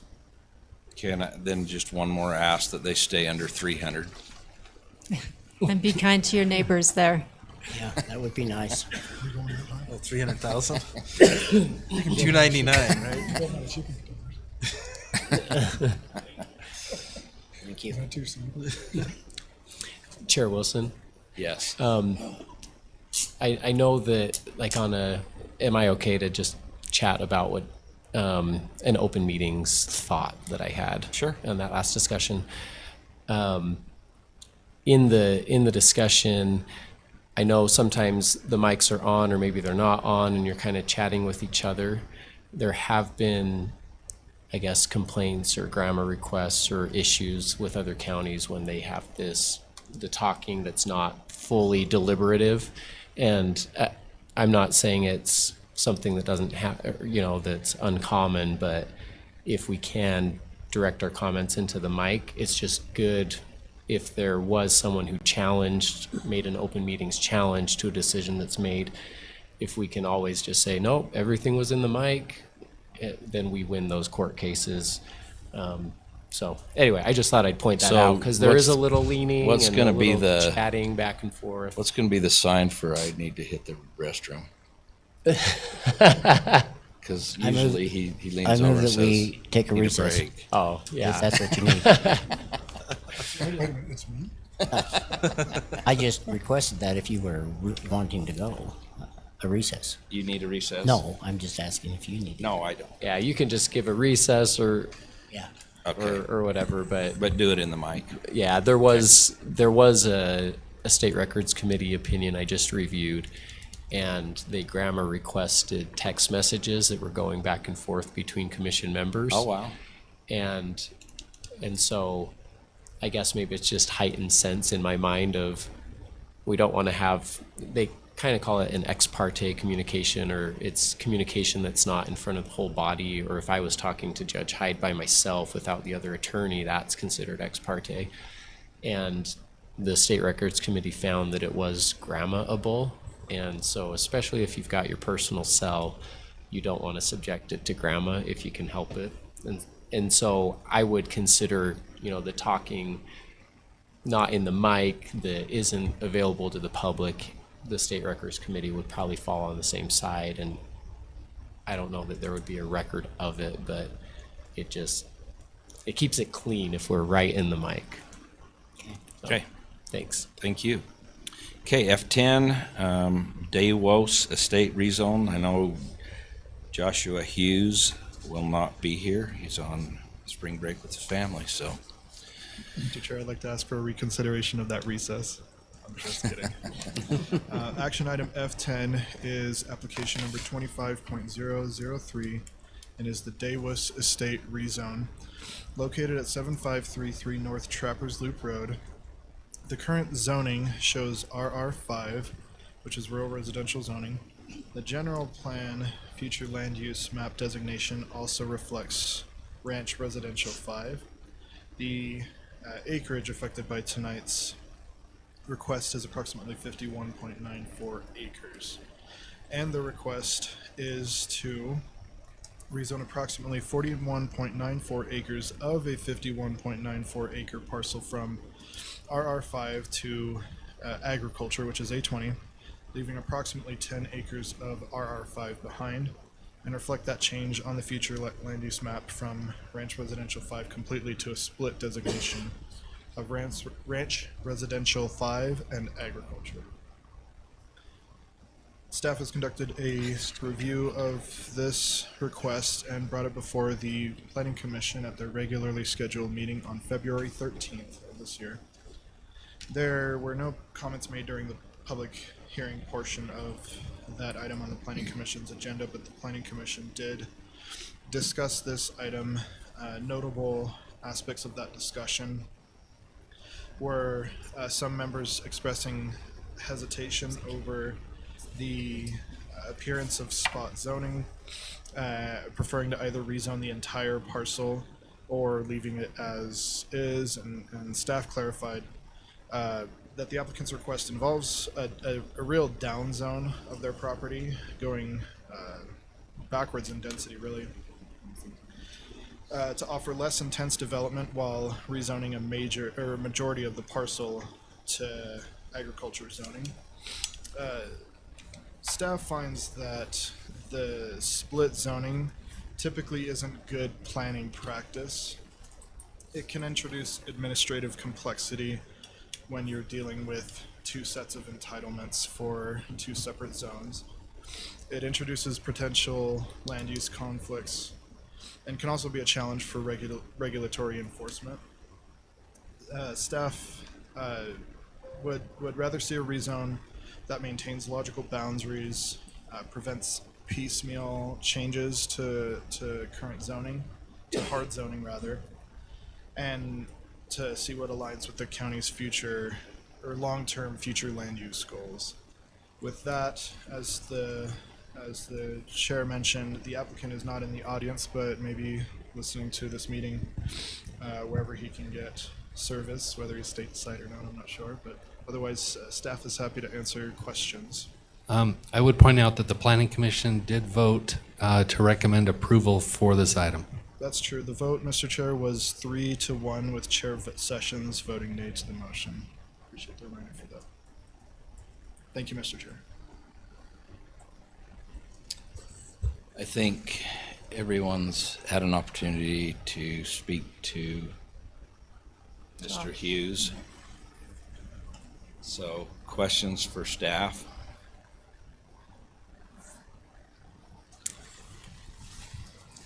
I don't have any questions. It's not super often that we see someone moving to a less dense zoning. And yes, there are some uses in the agricultural zoning that aren't allowed in RR5, although I looked through the use table and they're very minimal, and the ones that are different are conditional use items. So I didn't see anything that's, well, the only thing I saw that's permitted in Ag 20 that's not in RR5 permitted versus conditional use was, what was it? Dude Ranch housing, I think, something like that. So anyway, I didn't see a huge concern there. My only question, and I asked this of Josh Hughes, is it was just done last year to where we reduced it down to 5, and now we're taking it back. He didn't own the property then? Yeah, it's a different It's a owner. different owner. Yeah, I know it was a different owner. I know that. But she did it for the purpose of selling it. Now it's back up to, he wants to take back in the A20, and That doesn't make you excited? I well, like it. I like it, except for, and I went through this with him, is that just because it becomes A20 doesn't necessarily mean it gets greenbelt. He's got to do something with it. Well, and I brought that up to him too. I says, talk to people. I mean, if you're wanting to put it back in Greenbelt, which, I mean, he's like, well, it's on the hill. I'm like, sheep walk on hills, cows That's walk right. on hills. I mean, I would absolutely take, and that's what I told him. I'd take every advantage of that Greenbelt I can. Yeah, because if you don't, then it's not considered Right. greenbelt. He's not getting. And so he, Maybe he's one of these people that will put it into yeah, and he conservation. basically, yeah, he could. Well, But even then, it's a actually, different without tax amount. rezoning it, it can still be Greenbelt. He just has to have He more has to than have more than proof. 5 acres contiguous. But it doesn't matter whether it was RR5 or RR1 or A20. If he has enough acreage, contiguous acreage, it can be in Greenbelt. Only, If- only If you follow the law. follow the Greenbelt laws, that's a given. I'm though. saying, That and shouldn't that's have what I to be told him. said. I said, just because you've got a hillside and you've got one house up on a hillside does not mean it doesn't matter if it's 5, 10, or 15, or 20, or 100. If you're not doing your agricultural duty, then you should not be getting Greenbelt and I explained the reason Well, sure, why. but that's not part of the discussion. And No, but that is, and changing the zoning has no impact on that, is what I'm saying. okay. I'm bored. I love that he's wants to do this and I do too. preserve Maybe he'll, larger lots and for larger the tax lands. advantages, put it in conservation, so. Mr. Chair, I'd like to make a motion to approve, Go into Hold it, we got it. excuse me, Oh, to make a motion to go into public hearing. I knew that's where you were headed. That's where I was headed. Okay? I'll second it. Okay, we have a motion from Commissioner Newton, a second from Commissioner Fackrell to go into public hearing. All in favor? Aye. Any opposed? Okay, we are now in public hearing. Mr. Chair, I'll make a motion The to one adjourn nay. the public hearing and reconvene the public meeting. Second. Okay, we have a motion from Commissioner Newton and a second from Commissioner Blocker to go out of public hearing. All in favor? Aye. Any opposed? Okay, motion carries. Last commission meeting, you requested staff to create a short-term Wait, do we have rental. to do a We gotta motion? vote on Oh, it. I'm sorry. Mr. Chair, I'll make a motion to approve application number 25.003, rezoning property located at approximately 7533 North Trappers Loop Road. I'll second it. Okay, I have a motion by Commissioner Newton and a second by Commissioner Blocker. All in favor? Aye. Any opposed? Motion passes. Now, Honorable Kate Becker. I'm not honorable. The commission tasked staff last meeting to come up with a survey draft for the public on their opinion of short-term rentals. This is what Deputy Attorney Janet Christofferson came up with. The only person I've heard back with on feedback has been Mike, so just making sure if there's anything you want to change before we post this for public comment. Well, it's the 2034 Olympics, right? Not 2032? Yes, and Janet and I talked about that, and this must be the old version. Okay. So, yes. I thought it was great. I thought it, Yeah, Yeah, one, she did a really one nice job. suggestion I would have is maybe a question about adding more short-term rentals during Olympic periods. Talking more about the Olympics, and it's not just the Olympics. Talking to Davey at Snow Basin, it's like a year leading up to the Olympics and a year after. You've got the World Cup, you got the Paralympics, you've got teams staying here and training. So those are just thoughts to consider. So this is a survey going out to who? The Us? public. To the Morgan residents. But yeah, it was really good.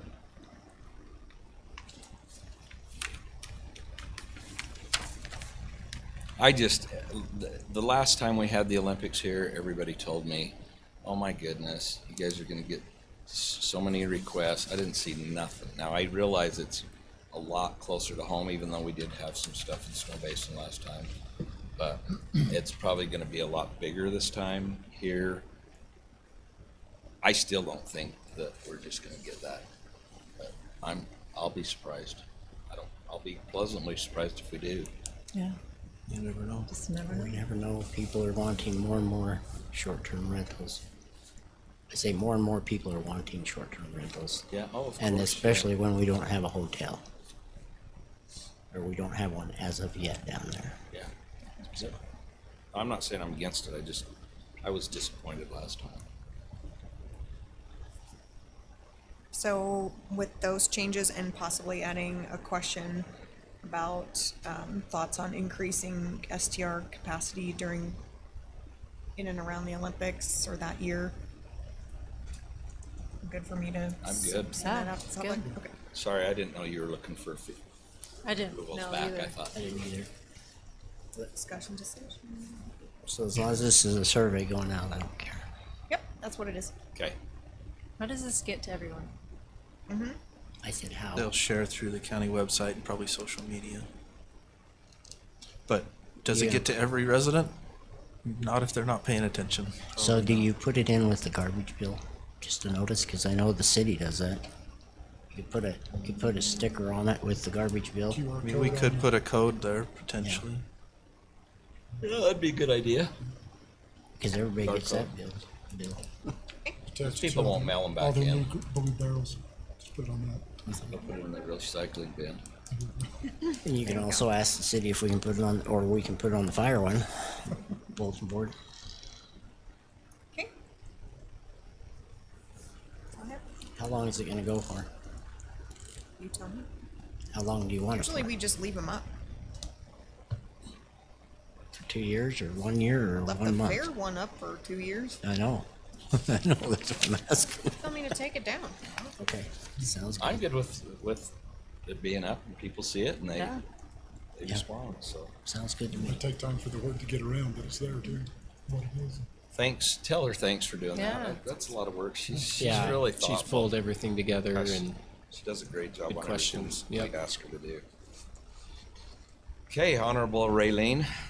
Okay, thanks for giving me the time to talk about this. The reason why this came to my attention is because someone now from out of the county asked if they could say a prayer here in the county. And our rule states invocations and our moment of reflection. The chair and commission members alternate presenting a moment of reflection. So it doesn't talk about anyone else in the community having the opportunity to do that. So I called around to different counties. Davis County said they don't even do prayer anymore, but they want to change it and go back to prayer. Weber County said they do prayer and they open it up to anyone in the community. And in the past 20 years, they've had 0 issues with inappropriate prayers or moment of reflections or anything like that. So my thoughts were, I came up with a little bit of policy, and we don't have to vote on this, but you can think it over. Opening it up to county residents, and could be by invitation based. The reason why is because as we bring different people of our community together, and as we hear different people in our community pray or give a moment of reflection, we grow closer together as a county, as a community, as we listen to each other, listen to someone else pray for you, pray for the community, and then they feel part of this meeting and this government and maybe feel like they're exercising their First Amendment. So some guidelines I put together, content and format. It should be thoughtful and respectful tone. It needs to be, it can't degenerate, criticize, demean a faith, belief system, individual, or group. Can't contain political endorsements, campaign messages, or inflammatory remarks. The moment of reflection should be limited to 2 minutes. And I don't know if you guys read this all, if you want me to read it or not, but, and obviously it's voluntary participation. And if there is a problem, then they get a verbal warning or they're asked to leave. So I don't know, what are your thoughts on this? Or do you don't even think you want to do this and open it up and invite people to the community? So in the 3 years that I was serving as chair, I had about a handful of times people reach out and ask to give prayers. Every time it was somebody outside of the community, never had a community member ask for it. 2 or 3 of those times was the same individual that reached out prior. One of the times I looked up the individual and they were actually a devil worshiper. That's what they claimed. And I'm not saying you're going to have a lot of that. I'm just saying if you open it up to anything and everything. And so I personally would rather keep it just elected officials, and I don't care if we bring in elected officials that work within the building. We could ask Garrett to do it and other elected officials. The problem with having a policy that says, you know, you can't convert or proselytize or criticize or whatever is we can't control that when the mic is on. And you just don't know what people are going to say. And I'm not against having community involvement, and the truth is we could probably open it up to members of our community and not have much of a problem, but you are opening the mic to to whatever comes out of somebody's mouth, good or bad. Yeah, freedom of speech. Yep. But then this could be by invitation only. You can invite Pastor Bob, or you can invite the student body Yeah, of course, if president, you start can doing invite- that, then you're gonna have people saying, well, how come you didn't invite somebody from this group or that group? then invite them. It just becomes kind of, I'm just trying to figure out how to include people in the community more. I can tell you how to include the community more. But it's not necessarily in this meeting. You invite them to some of the meetings and have them come. I don't just mean this meeting, but other meetings such as our trails, active transportation, the economic development meetings, the public works meetings, recreation meetings. If you want them involved, that's what you do. Here is a one-time thing. I think if you have them, ask them to join in a group or a committee, that's when you're going to get involvement out of the community, and I've done that. I don't think she's saying involvement with Right. work. I think she's saying involvement with being Yeah, I mean, I included agree, to and- say a and it's prayer good. or something like And that. you know, and if When you look at I had our never federal thought about it government- by invitation, and like I said, I asked Mike that the first time, why don't we do that, you know? And that was basically, he taught me what he just told me. I'd never thought about doing it by invitation. And maybe to include, I don't know how many different denominations we have in our county. like 3 or 4 or 5. Handful, so Okay, I don't know. Do you know? I'm your token Catholic right here. Yep, see it all. I know. So, I'd love to include members of our staff and stuff like that, if they want to. Kate? I disagree. I'm just gonna be mean. Like, I have to police it. I don't agree. My concern is a litigious thing, because then when you do give them mic, it's freedom of speech. I know when it originally brought up, there was concern that because of who we have elected, that they're all essentially the same religion, but that's who was voted. They knew your religion. It's not like any of you were quiet about your religion when you got elected. I'm Catholic, we are but I'm still 80%. a Christian, and I love your 90%. prayers and invocations. Like, I'm Catholic. We don't make up prayers like when you guys do. We don't do that. Ours are scripted. So Which is something you wouldn't you be could able to do. include us, and I don't feel unincluded. And if they want to say a prayer, or if a devil worshiper wants to come, or a Buddhist wants, we have public comment. They're welcome to pray for the county in public comment. I just don't think we should. I don't think, in my opinion, as the county manager, I don't think that's a one thing I don't think we should give away. So I would largely agree with that, just because sometimes you lose that control, and the prayer, it's something that goes back to the founding of the country. You know, it's something that has been protected. You know, there's prayer in school cases where they've removed school from or prayer from school, but in public bodies, it's always been a part of it because it's preschool. School didn't exist until the 1800s, so it's not. Oh, Janet, I wish you were here. It's not. I know there's a word for it, but it's something that it's like fundamental to our nation. Deeply rooted. That's what it is. Deeply rooted in our nation's history, and that's why they couldn't preserve prayer in school to the same degree, is because public schools didn't exist. It's not deeply rooted in the foundations. I think freedom of speech during public comment is a really important thing, and if someone did want to come and say, I'm here to say a prayer for the county, that's something that we and I'm not going to say we're going to regulate what they say, but we do have a time, place, manner restriction where we say, okay, it's to 3 minutes, keep it respectful, those types of things. But as far as something that's county sponsored, the prayer is more county sponsored, whereas the public comment is county opening up to allow people to speak.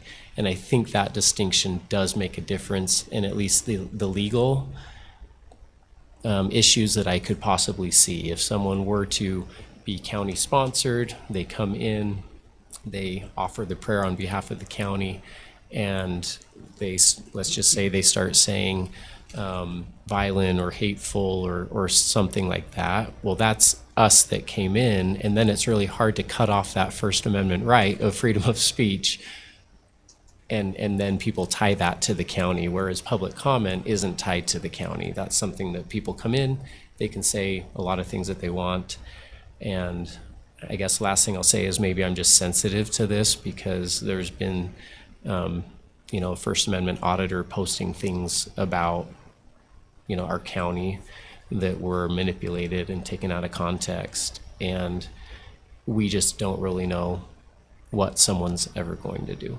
So keeping it to a small group, something that the county does have control over, at least on that aspect, I think would be a good thing. But if someone wants to pray, or even if they are invited to public comment, to just say a few words, to share a thought, or to maybe give a moment of silence or reflection, that maybe you meld it together where the prayer itself, and I know Mike was saying maybe expand it to elected officials. Maybe you do that for a few months and you're like, oh, that wasn't our favorite thing. Just wait a few months after the bad one to change back, so we don't know who you're. Really want to put Corey on open mic. but then, it doesn't, if we want more community involvement, I'm just thinking, I know, the twins, Gavin, or no, is it? I've got nephews, Gavin and Mason, and so I'm always thinking it's Gavin and Mason. But they do the Grace Fellowship.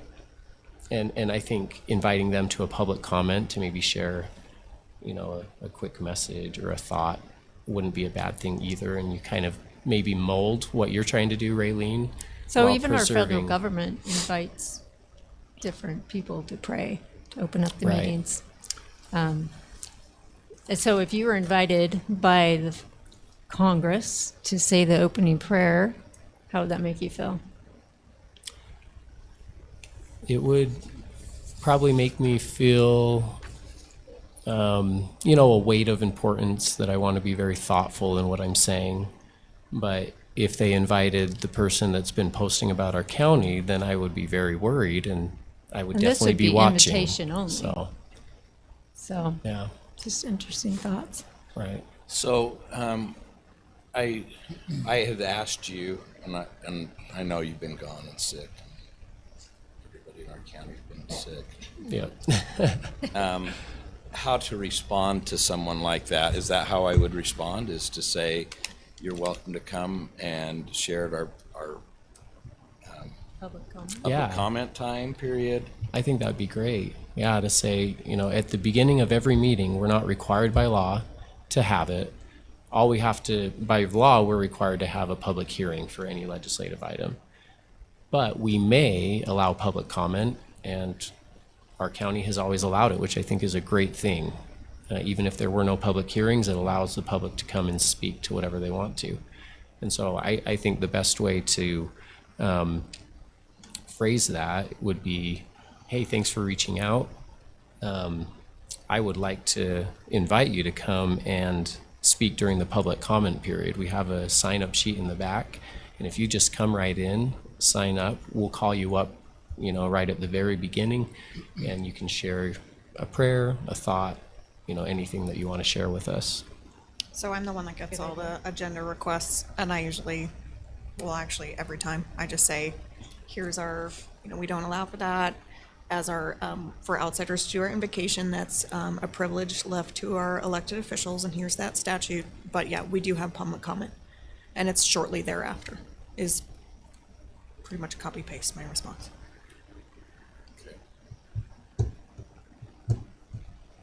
Okay. Is this something you want us to vote on, Raylene? What would you like? No, you don't need to vote on it. But you can mule over it. Okay. Thank you. So I know I'm not on the commissioner comment list, but I do have some You're updates. not. I'm just looking here. Nope. It says Blocker, not Becker. Go ahead. Pickleball nets are up. Not a great day for pickleball, but the nets are out. The fairground breach project should be done by next week. We've had 11 applicants so far for the airport board, but we have really, really good applicants for our users, but we don't have hardly any applicants for not the one non-user seat. So if you are still pushing those out to people, we are looking for a non-user of the airport. Chamber Golf Tournament is coming up May 30. If you want to play, will you be ready to play? You can let me know. I'm hoping that the Keeleys they gave me makes me a golfer. We have a few of our county employees, including one of our department heads, that is performing in the Community Chamber Orchestra's performance of Lamb of God, April 13th at Morgan High School at 7:30, if you'd like to attend that. Erica White, our deputy chief for EMS, has gone through and trained every department on our AEDs and CPR, and just huge thanks to her for taking the time to do that. I think she taught like 9 different classes so that we could get everybody in. Blaine, when you get to your item, will you talk about the State Tourism Board visit? The public safety sales tax, you asked for that to be on this agenda. Did not have time to research that, but I do have someone coming to speak on it May 1. And just a reminder that UDOT will be here next meeting to give their presentation on the draft of the EA. And that's all I have. Thank you. And thanks for all you do, Kate. We do appreciate everything that you do, and we love how you can keep us in line and keep everything organized. Commissioner Blocker again. Got nothing. Okay. Commissioner Newton. I've got 2 items. First, our new brush truck that we ordered some time ago is nearly ready. They think it'll probably be delivered sometime after the 10th. A couple of members of our department, our chief and a couple others went to Texas to check that truck out and do their final inspection of that last week. They sent me some pictures and videos of it. It looks awesome. It'll be amazing for freeway fires on the side of the road because it has spray nozzles on the front of the truck. They can just roll up and click a switch and it'll start spraying as they go. We've got a 400-gallon tank. Right? It's a beautiful truck. It's going to be really nice. And this is the brush truck that they bought with the proceeds from selling the old fire truck to WPR RFD. Correct. Yep. So anyway, that will be here soon. The other thing I wanted to report on, under the direction of the chair, I met with the folks at the state level on the America 250 project. That's the celebration of our 250th anniversary as a nation that will take place in 2026. However, they're starting to ramp things up through this year. They'll have some kickoff events this summer and then into next year. Some great things about that. We did an ordinance, or a resolution, as you remember, a few months ago, just committing to participate in that, and just doing that resolution, they're going to give us $3,000 to use however we want to help with activities. So that's kind of cool. They will also be providing us a logo, and they'll give us all the rights to that logo. That you've seen the America 250 logo that kind of looks like a flag and has a script. It will say America 250 Morgan County underneath it, and they'll provide that to us. We can use it for whatever we want. If we want to put it on products and sell it, we can do that. So Mike, back on that, is on that celebration, is it going to be on the 4th of July or is it throughout the year? There's activities throughout the year. So their goal is to actively participate in a celebration in every county in the state. Of course, they can't all occur on the 4th of July. Right. There is one of the things that they have planned, and you can go to america250.utah.gov if you want to see all the different programs. There's an exhibit, a traveling exhibit that they've offered to bring up here. I'm going to speak with the library about that, about potentially hosting that exhibit for a couple of weeks. It's called The Pen is Mightier, and it's about the Revolution and Declaration of Independence and such. There's a Walk 250 program, which is encouraging Utahns to walk or roll 250 miles during the year. Roll. Roll, meaning bicycles, wheelchairs, whatever. Downhill. Yeah, he said walk or roll, and I was like, oh, okay, well, that's interesting. There are several projects already planned. One thing that is interesting is they're calling it America's Potluck. It will be July 5th, 2026. And they're going to they're working with some of the church groups as well, but they're going to encourage people to have a big neighborhood dinner all together. So, It's on anyway, July 5th. 2026. Right, Yeah. I just was. Now, one thing they did say is we can use the America 250 logo and the Morgan logo in conjunction with all of our events starting now. So if we want to start branding that on our events, I think we ought to use it on our fair posters and on some of the other things. We can do that. The state is contracted with a retailer that will sell products, and we can work with them if we want them to come up to our events, to our 4th of July or our car show or whatever, and have a booth set up where they're selling hats and shirts that say America 250. We can do that. And they've already worked that out with the retailer to do that if we want. So anyway, for a list of events and things, go to that website. We can actually add our events to it as well, so we probably ought to talk about any tourism events that we want to add to that website. There's a running list right now. If you go to the website, there's a couple of events in St. George that are taking place next week. There's one at the state capitol on April 18th. So anyway, those are already listed on their site, and they're encouraging counties to start listing those things here moving forward. So anyway, exciting, lots of cool stuff. What was the website again? It is america250.utah.gov. I will have our tourism people put that on our tourism site. There will also be a Stars and Stripes. This is called a semi-quincentennial. That's 250, semi-quincentennial. Anyway, they're doing a statewide tour that will visit every county in the state sometime between July 4th of 2025 and July 4th of 2026, and they'll try to coordinate with us on times to do that. I think that's it. We will get that $3,000 stipend in July of this year. We can use that. How, do you want me to put that under grants? Do you want me to put it under Historical yeah, Society? I don't know. Okay. We probably ought to just talk about what we Probably, want to yeah. do with the funding. And we maybe ought to think about if we want to dedicate any other funding to something. I think it would be nice for us to come up with some events. They have encouraged us to put together a committee, a county committee of residents, and we can have some representation from this group as well, to talk about the types of events that we might want to do, and some thoughts that I had is the Mormon Trail has a big portion in our county. We could talk about including that in some of that America's 250 walk, right? Maybe we do some event in conjunction with that. The Transcontinental Railway is here. We got the 1,000-mile tree, 1,000 miles from Omaha. Like, we could do something in conjunction with that,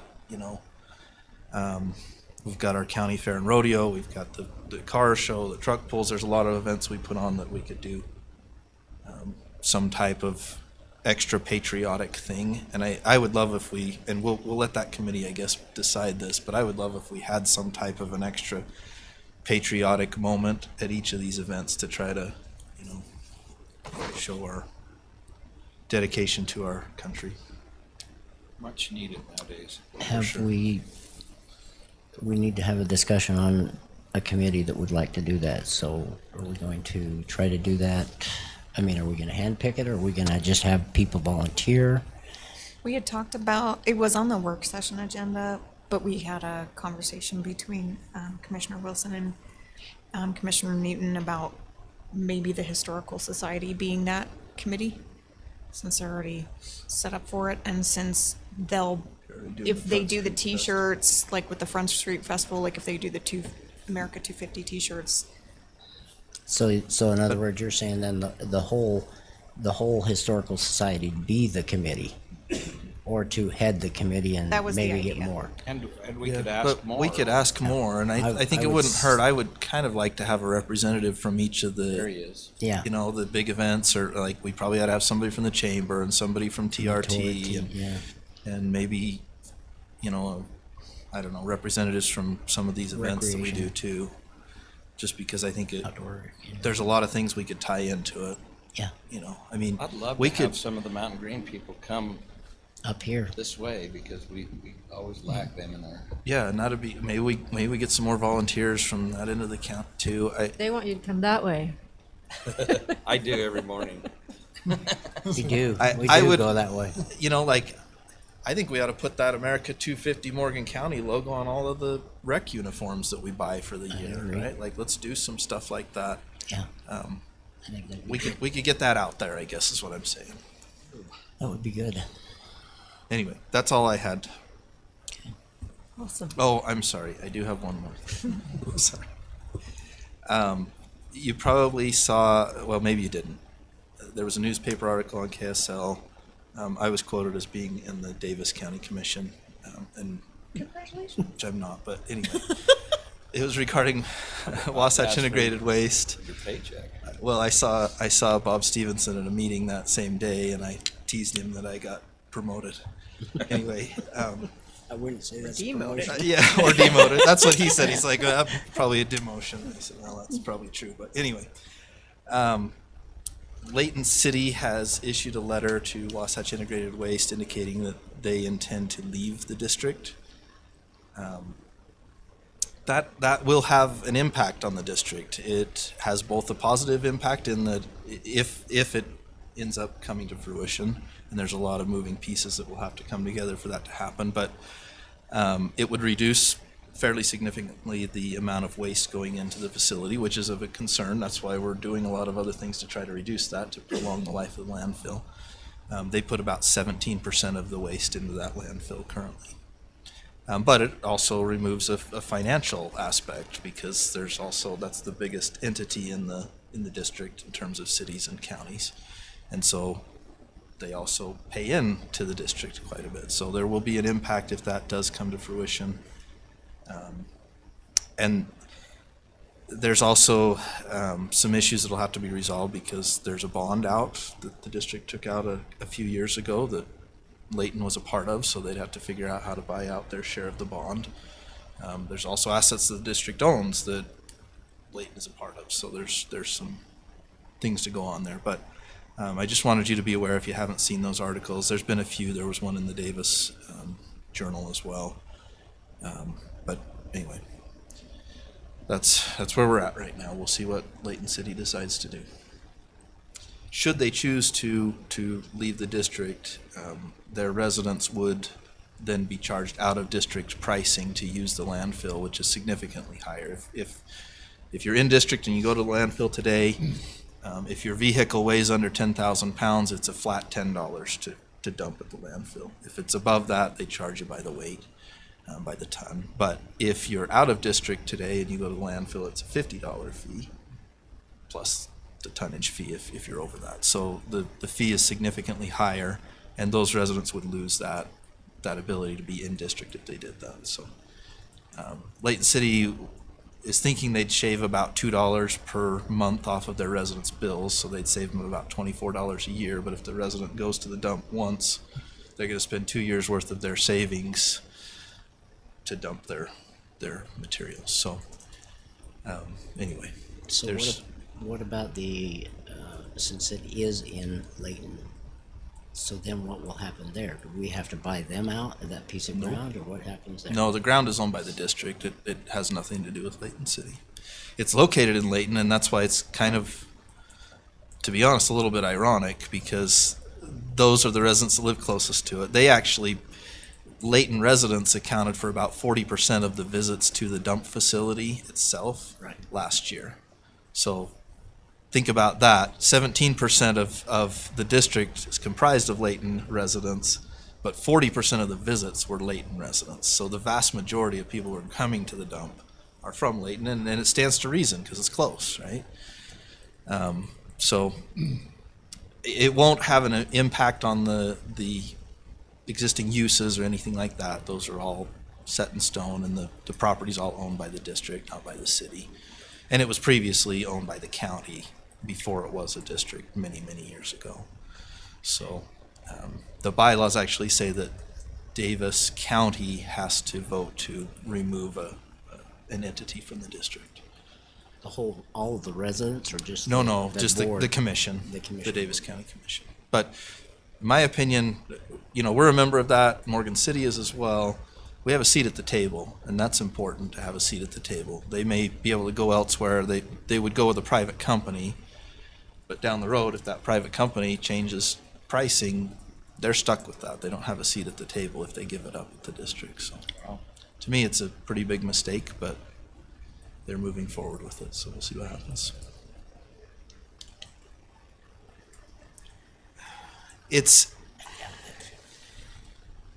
That remains to be seen. I mean, there are fixed costs associated with operating landfill. You have to have a certain amount of equipment and personnel and stuff. So there's fixed costs associated regardless of the amount of trash that enters the facility. However, we're currently transferring about 100,000 tons of trash to a regional landfill 90 miles each way. And that comes at a great cost too. And when the landfill in Davis County fills up, which it will in about 15 years, all of our trash will have to be transferred to a regional landfill. And that will, our costs will increase significantly when that happens. So will it have an impact now if Layton City leaves? Maybe a financial impact. It could also have a positive impact, because then maybe we don't have to transfer as much. So there will be some costs that are reduced for sure. And then there's also fixed costs. So we don't know yet.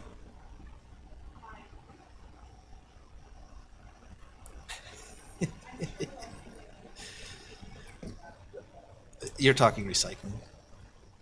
Yeah. Yeah. Yeah. Okay, sorry. That was very long. I apologize. Oh, you're fine. It's been several meetings since we've gotten to speak our piece. Commissioner Nickers, Fackrell. Okay. First off, as Kate mentioned, the State Tourism Board is having a meeting up here in our county on the 11th of April at 10 o'clock in the morning. Some of them will be staying overnight the night before, because they're from all over the state. And they'll be staying at the Young Chevrolet place up there. I don't know what it's called, Mountain Creek or something. They'll be staying at that place, having their events there, and then after their board meeting, they will be taken by our tourism people, TTAB people down or around the county, and they're going to be showing them the different tourism aspects of our county and how we can be benefited by that tourism coming into the town or into the county. So if any of you'd like to be there, I'm going to be there, but if any of the others want to, I think you have that off that day, right? Yeah, I guess Springbrook's also planning on going up. Okay, so I know Fawn and I will be there then. But it's a Great great to have two opportunity. people always there. It really is nice. I appreciate everybody's trying to get to stuff. It's nice to have two people there. Yes, it has been. Blaine, if you're able, that Young Center, the Center of Excellence, they have not got their business license yet. They have not. I will talk to them. Okay.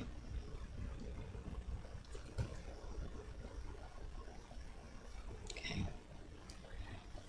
Okay. And then one of the things in a tourism meeting that I went to a while ago, 2 weeks ago, 3 weeks ago, there was a discussion that, and the discussion was basically that Morgan County is trying to do everything by themselves, which is fine. But when it comes to the Olympics, we may have to start doing some collaboration with the other counties so that we can help each other in whatever way it might be, their tourism departments, their DMO, destination management organization. It just might be a good suggestion. So when the Olympics come, and I know I will not be here.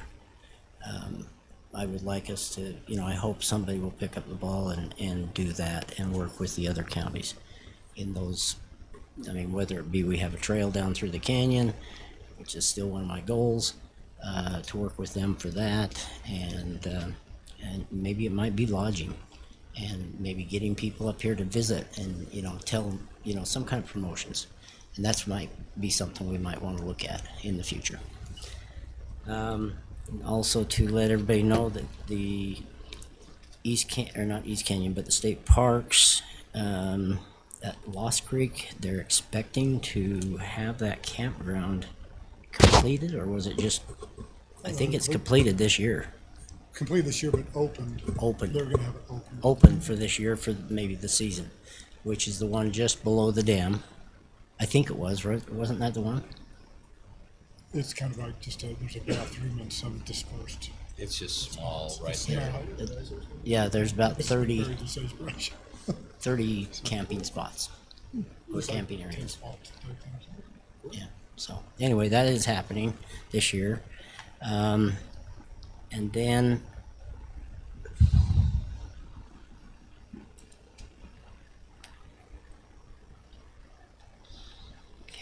then right now there are some projects, if anybody has it. Remember in 2020, I think it was, or 2021, at the very first of 2021, Mike, you were involved with that on the TLC projects with Wasatch Front Regional Council.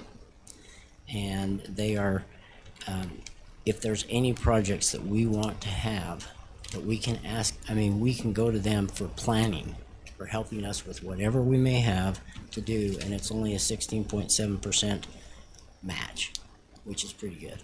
So, and they will do it, which is an advantage to us. So if there's some planning we need to do for trails, or some planning we need to do for anything economic development, growth, whatever it might be, we can do it. But I'm just bringing it up to you so that way if you want to, we can discuss it at a later point, or we can discuss it in our council meetings that we have with WFRC. Or if you have suggestions for anything, like a regional parks. We may want to discuss with Josh how that could fit into our general plan update, because they will do those area plans like we had them do in the Peterson and Mountain Green areas. Right. So we could have them help with that elsewhere too.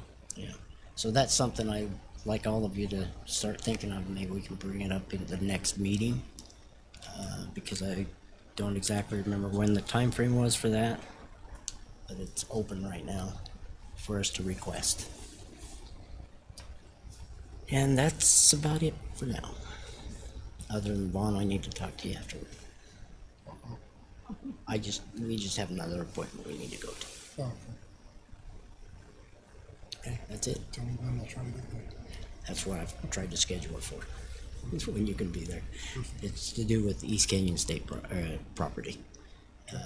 And so we need to sit down with them before they turn it into a whole big group of people. And we need to sit down with them and say, okay, what do we need? What do we Get it on want? the ground floor before it. Yes. Okay. Okay. Okay. I've just got a couple of things. Last week, just at the Weber Morgan Health Department meeting, one of the things that, the measles, everybody's hearing about that popping up. One of the nice things is at that time, a week ago, there was no cases here in Utah. But it's kind of all over the country, 18 different states at that point. So there's really no connection of where or why or how. So Which one's that? what's that? Which one's that? The measles. Oh, the measles. Measles. Yeah, there's 378 cases at that point in time, and like they said, it was just kind of random all over the country. And so, but there was nothing here in Utah at the time. That was kind of the big conversation at that meeting. Then the other thing is, as my position in the school district is, I've been a part of Skills USA for the last 14 years. I've been running our state competition, and two of our Morgan County students actually did really well. So I just want a little shout out to a couple of our students. Carver Kinghorn took first place in the electrical construction wiring, and Dave Rich, I guess he'd be the third. So they're senior, junior, and the third. He took second place. So if you see Carver and Dave, give him a congratulations. Carver he's eligible to go to Atlanta in June to represent the state of Utah as a high school student. So just thought that was something cool to share about a couple of our students. So It's great. I didn't have any students competing, so that's why these guys were able to win. I just want no, I'm just kidding. No, they did great work. They did really well. They did better than some of the older apprentices that are out there. So really talented kids, and that's the direction they're taking their careers into the electrical field. So it was fun to see, get to meet those two guys. That's all I have. Okay, thank you. I just wanted to give all of you just kind of a little bit of heads up that I'm going to ask Kate to put on the schedule here shortly. Our COLA and merit-based raises, I don't want to get behind the 8 ball on that this year.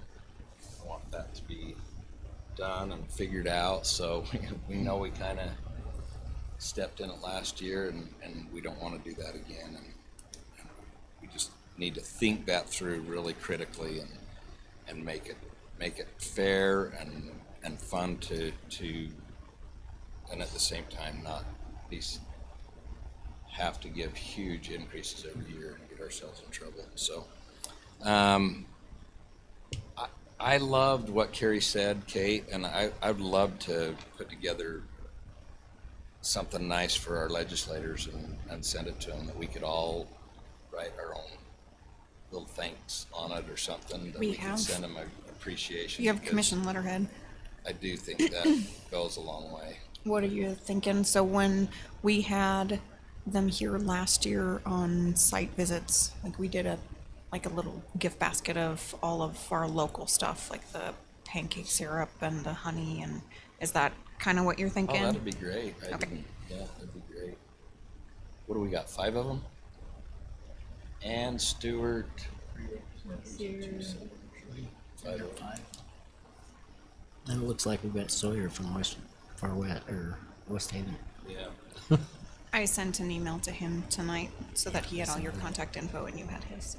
Anyway, I do think that goes a long way, and I appreciate. They're always way good to us when we go down there. It's great. So do you want me to include Sawyer or just Yeah, the 5? do. That was cool that he ran with that. He did a good job. It was nice that we could turn that over to him like that. Yeah. We met with Blaine and I and Kate met with Weaver Human Services. We are in the rears with them. They don't want to go retro on any of the monies that we've been short for many years now, because they've been getting extra money, but they're asking us to this year put it in our budget so we can be paying for it, which is only fair. And it's like I told them all, I really don't want our seniors to suffer. You know, they've already taken a little bit away from them, and I don't want to. They said, well, you can cut the programs, you can cut them down, you can do part-time. If we need to look at that, we can look at it, but if we don't, I'd really like to. I think they do a great job. So They did send me a recap email to answer your question. I think Commissioner Fackrell. There's 215 households in Morgan County that are qualified for Medicaid. So 215 households in Morgan County that have at least one individual that is eligible for Medicaid, and a total of 421 individuals in Morgan County that are eligible for Medicaid. wow, I am surprised at that. That's a lot. And then I just asked you guys on airport, I had asked, have bills been sent out yet? You know, They went up this morning, as I was told. And I caught him in the hallway. So, yeah, I texted him after I ran into you last night. I forgot last night, so I texted him this morning. He did respond. He says the only one he's working on, because he had to double check a few, was Buster's. But all the others went out this morning. So he also confirmed that it is now set to be automatic. On January 1, they will automatically be sent out every year with a 3% increase. So it should be very simple. So I said, well, we'll keep our fingers crossed that on January 1 next year, all the invoices will go out. So, yes. and I guess Thanks you're for still bringing that working on the Buster thing, We're Garrett. Tomorrow, yeah. We're meeting tomorrow. I have one other thing, if you don't mind. Yeah. I met with the YCC and toured their facility, and they'd like to do an assessment up here in Morgan with their clients, just to see if their clients would want someone up here, or if they prefer it because it's such a small town to go down there. So they'd like to do an assessment and then come and present it sometime. So.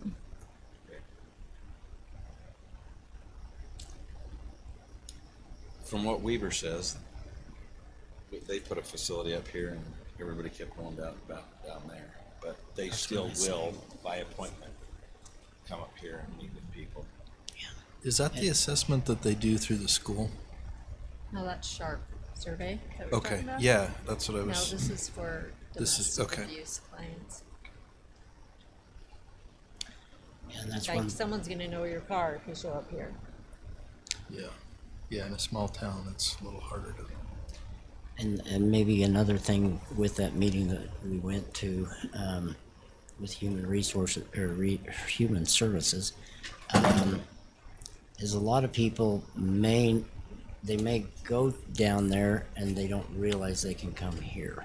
So there was a few that had that notion. Maybe we need to somehow put it on the website or something, that, just a suggestion as to whether or not we should maybe let people know that they've got services and what services they do have up here.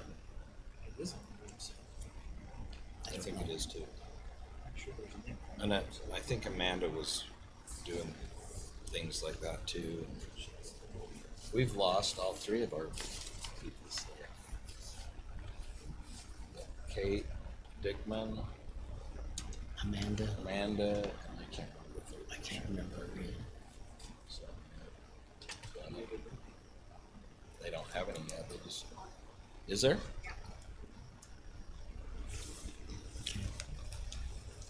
Okay, we'll dismiss then. I move that we adjourn. Adjourn it is. Hey, I did that last one too. So one thing that,